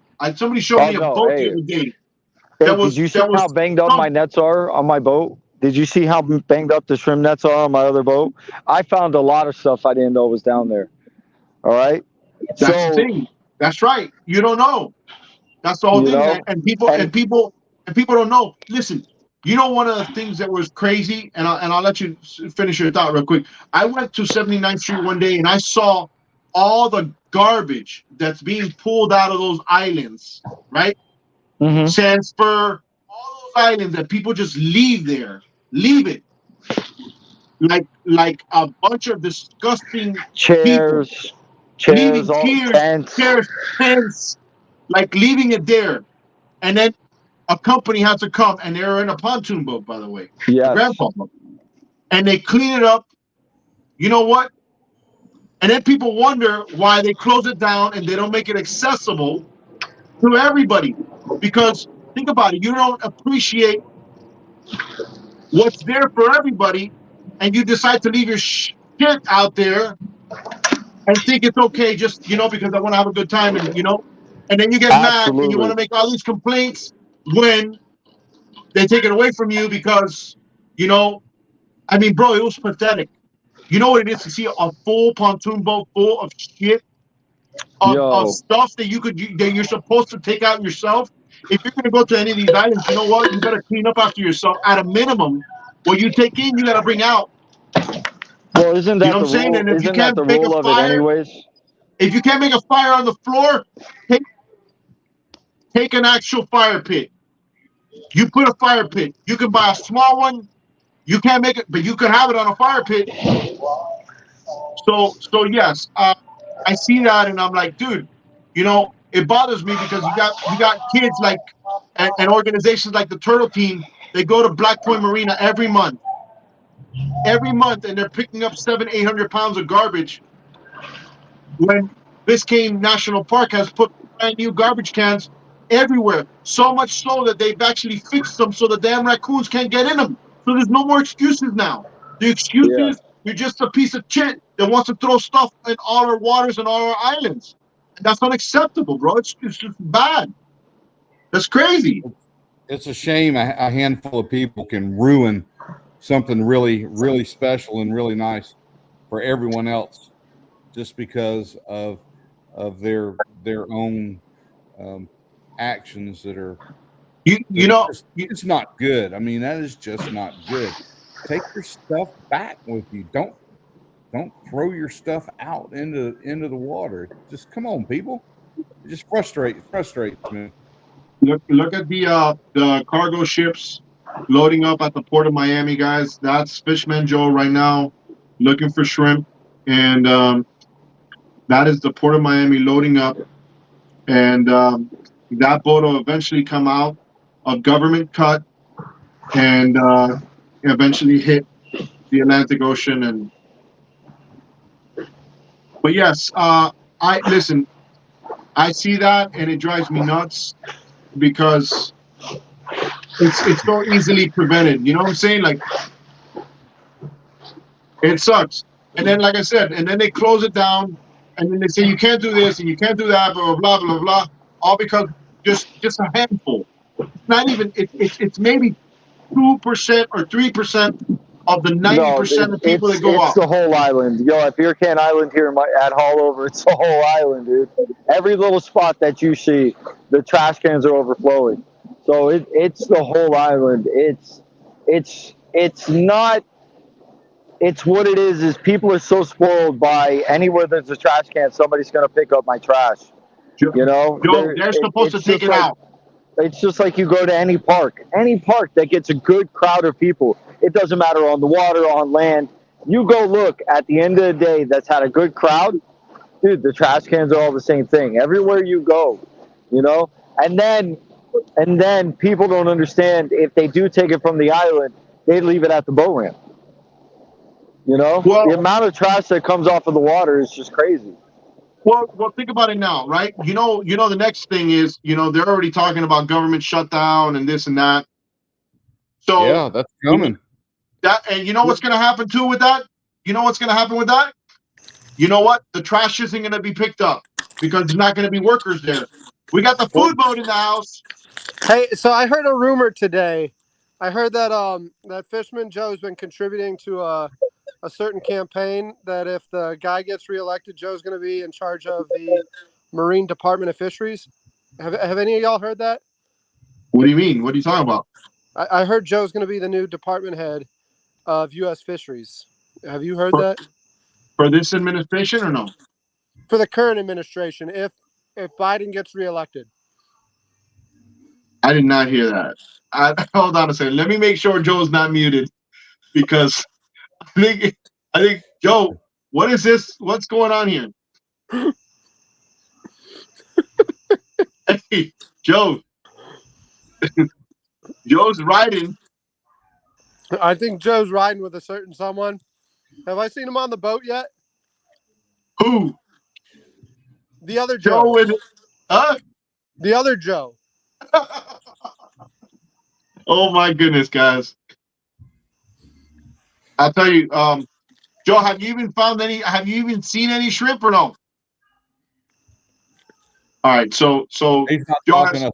yeah, Hey, yeah, Alfred, no, let's go back. Let's go back and talk about national parks. Does that mean that Fort Jefferson in the dry Tortugas will that be shut down? yes, all national parks. If you remember, the last government shutdown we had, um, limited capacity.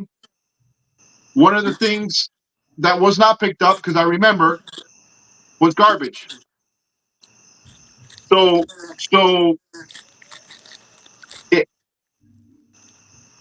at a minimum, I think that as voters ourselves, we should make sure that whatever we bring in, we should take out at a minimum. At a minimum. Hey, Yeah. tell you straight up, bro.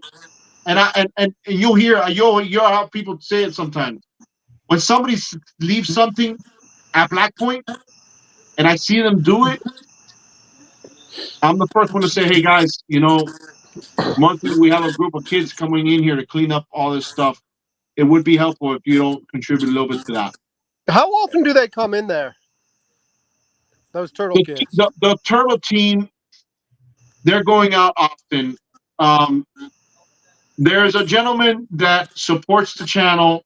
In he's a subscriber like a lot of the people on here from United Voters of Dade, and he reached out to me saying that he would love to work with the turtle team so they can go and help clean up other areas that are not on land.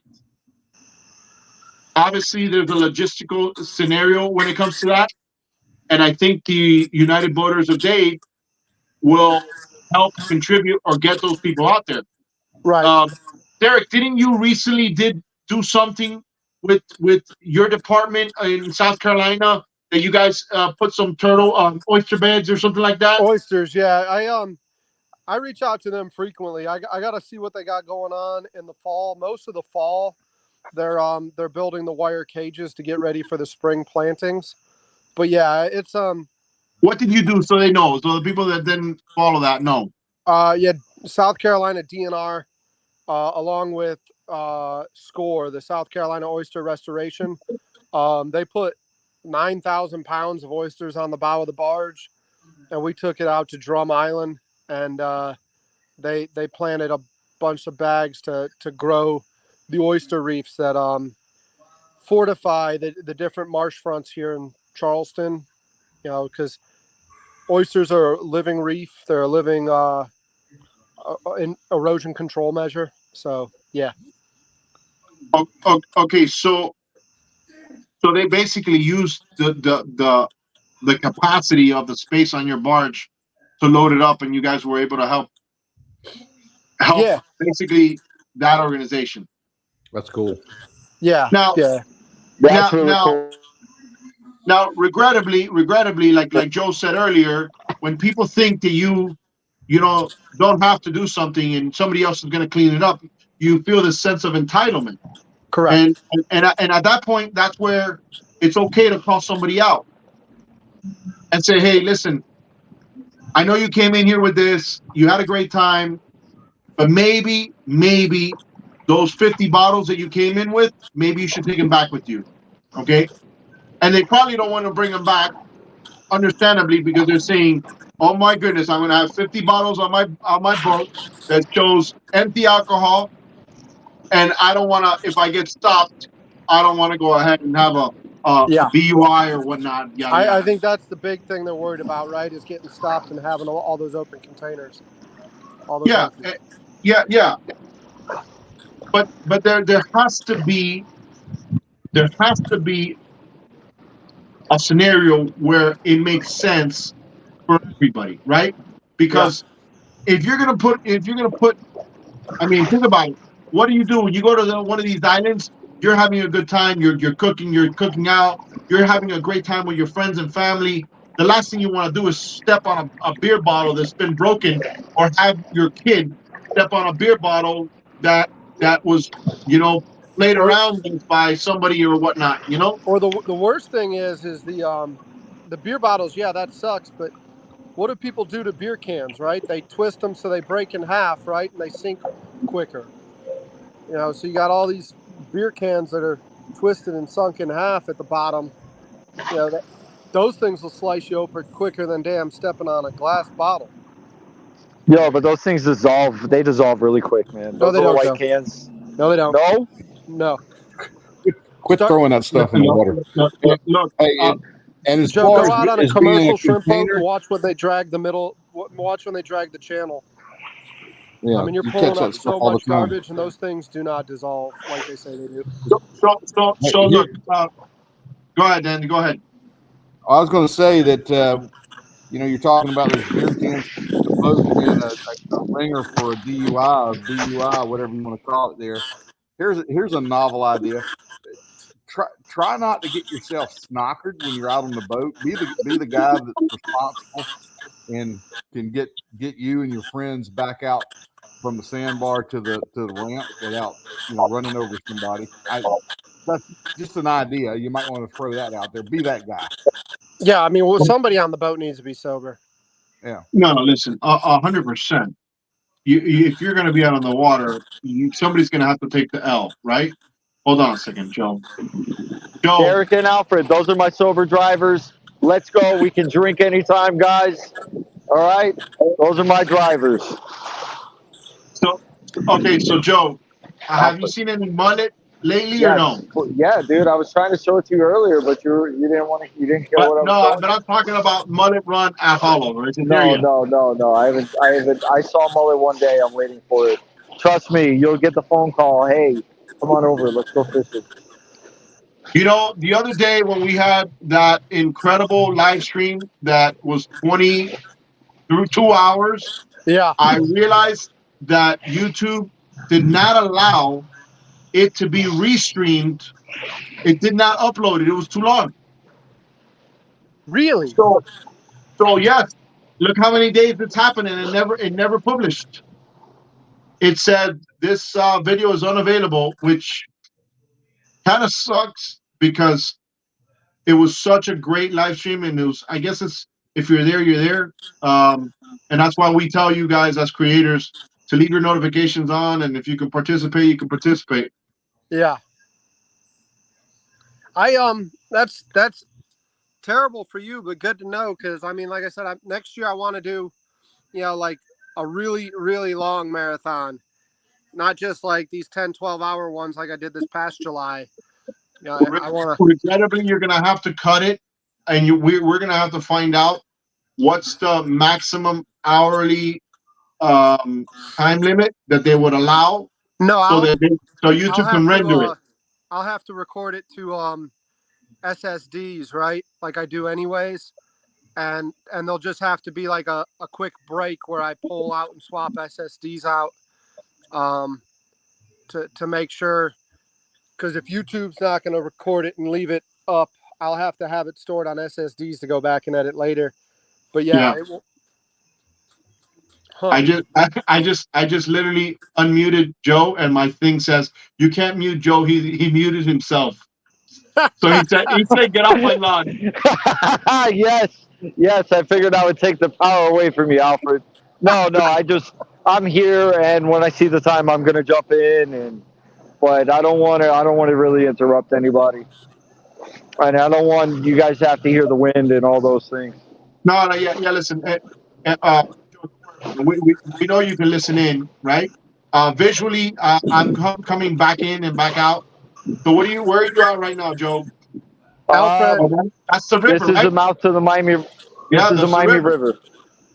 Alfred, I got bad news for you, man. There's something else. You need to reach out to the YouTube Partner Program. About? There's some other reason.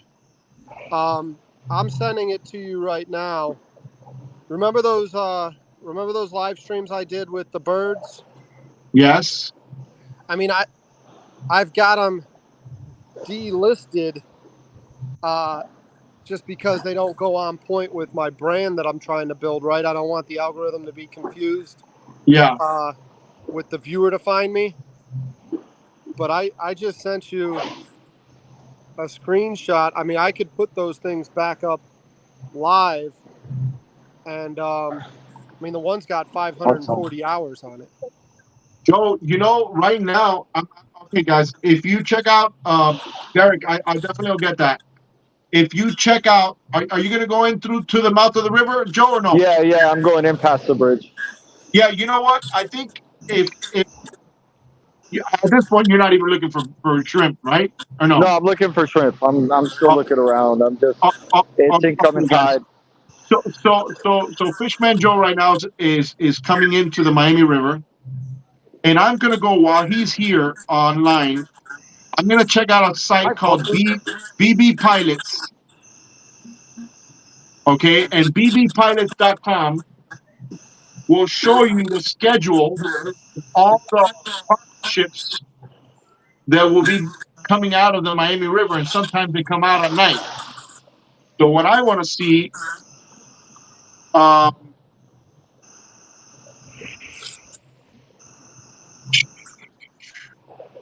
uh, in progress, 2,100 hours.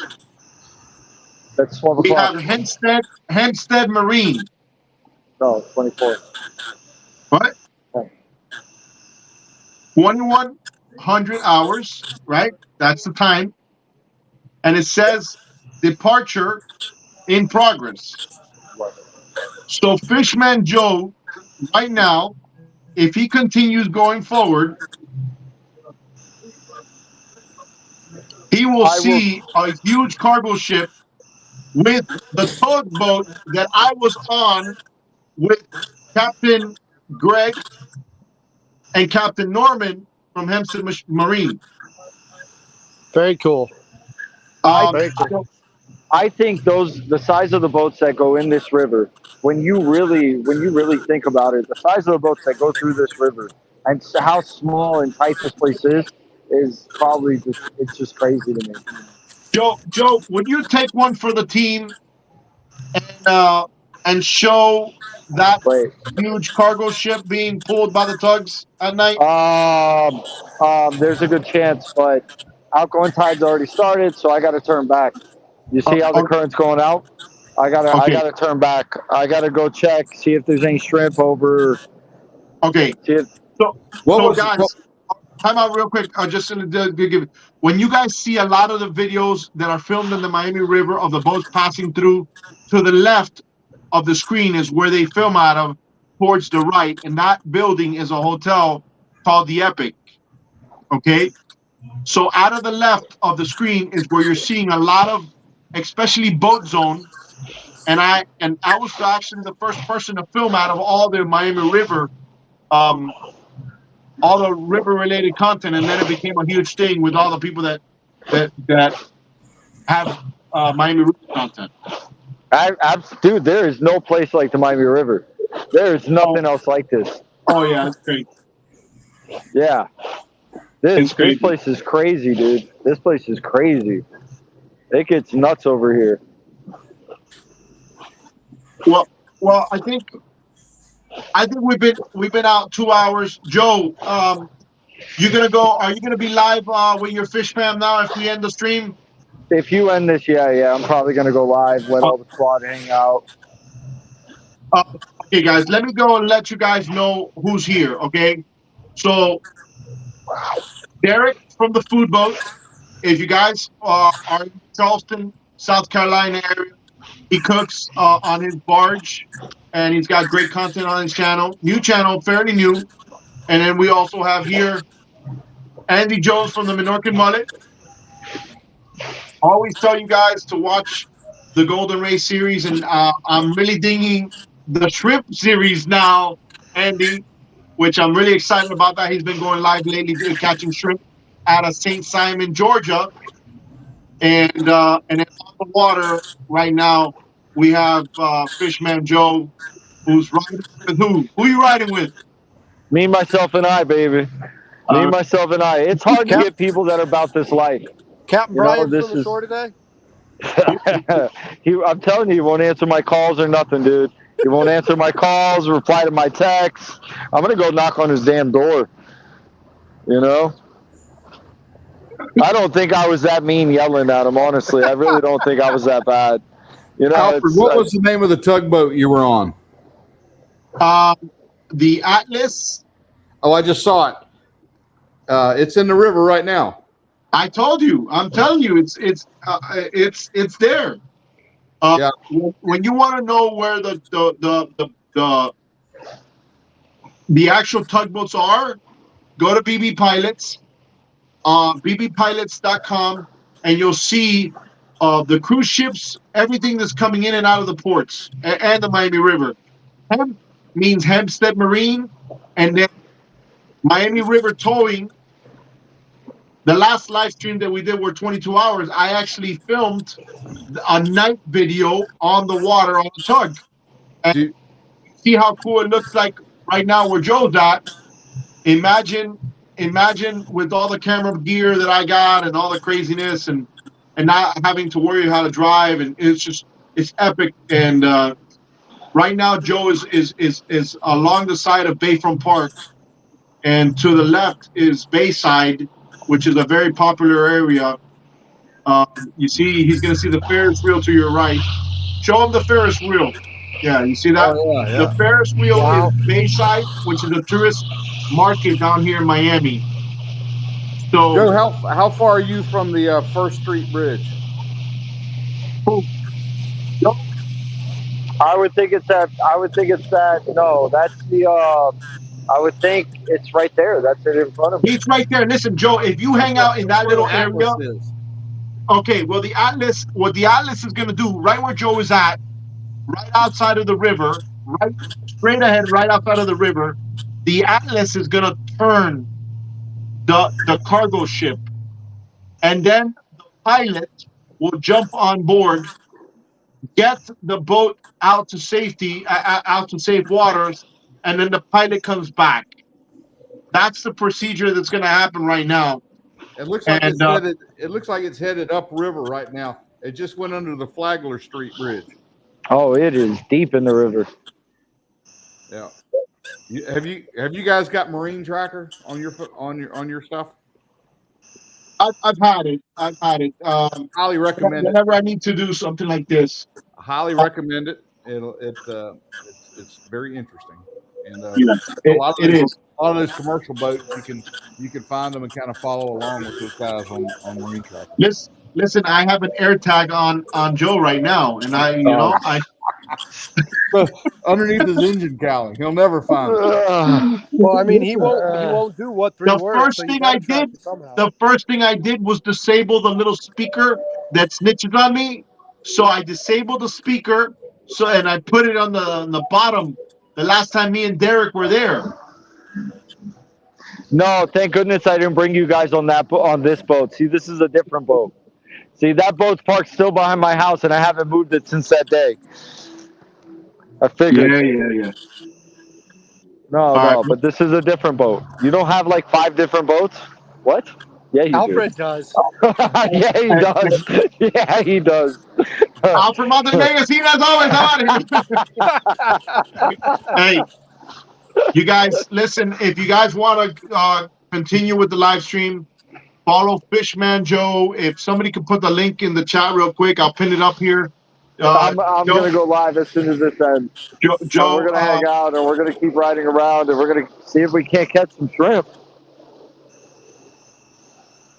No, Oyster Toad said, ain't the net supposed to be in the water?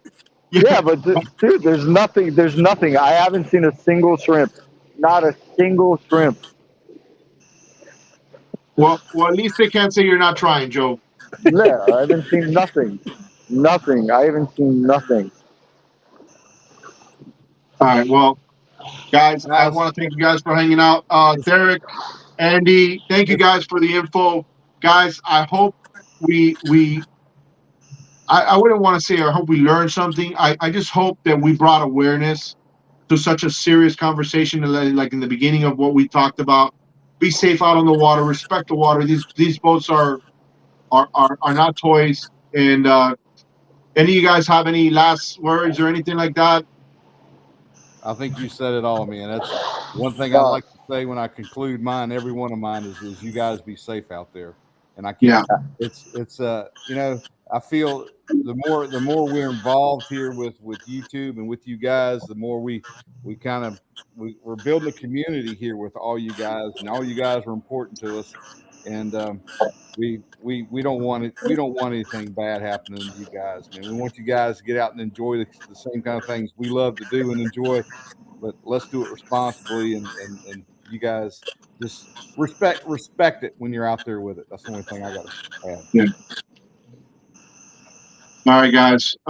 Fishman is getting a heart. Derek, throw me a chorizo sandwich if you can.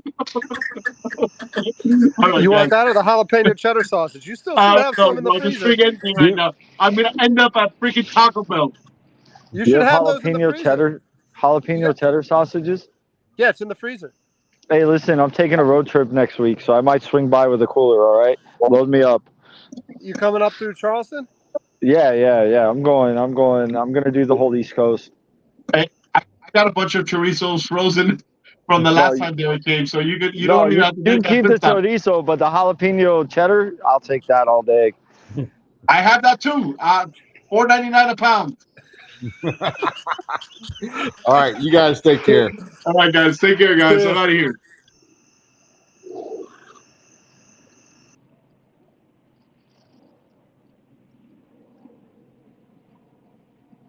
I'm waiting for you to kick me off, Alfred.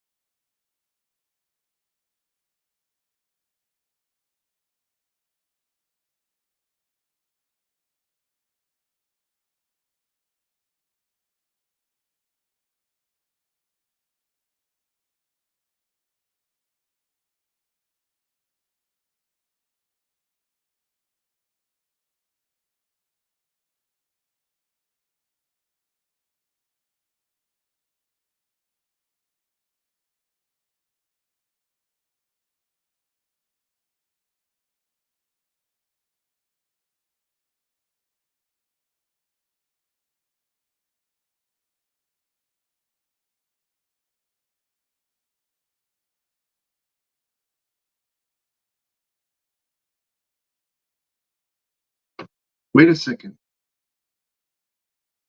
Oh my goodness. Did you guys lose the whole stream? Wait. Tell me you hear me. Tell me you hear me. Tell me you hear me. Oh my goodness. Don't tell me this happened to me again. Wait. Tell me you guys hear me. Rio says you hear me. You hear me, right? Oh my goodness. Okay. Guys, this happened to me recently. I ended a video.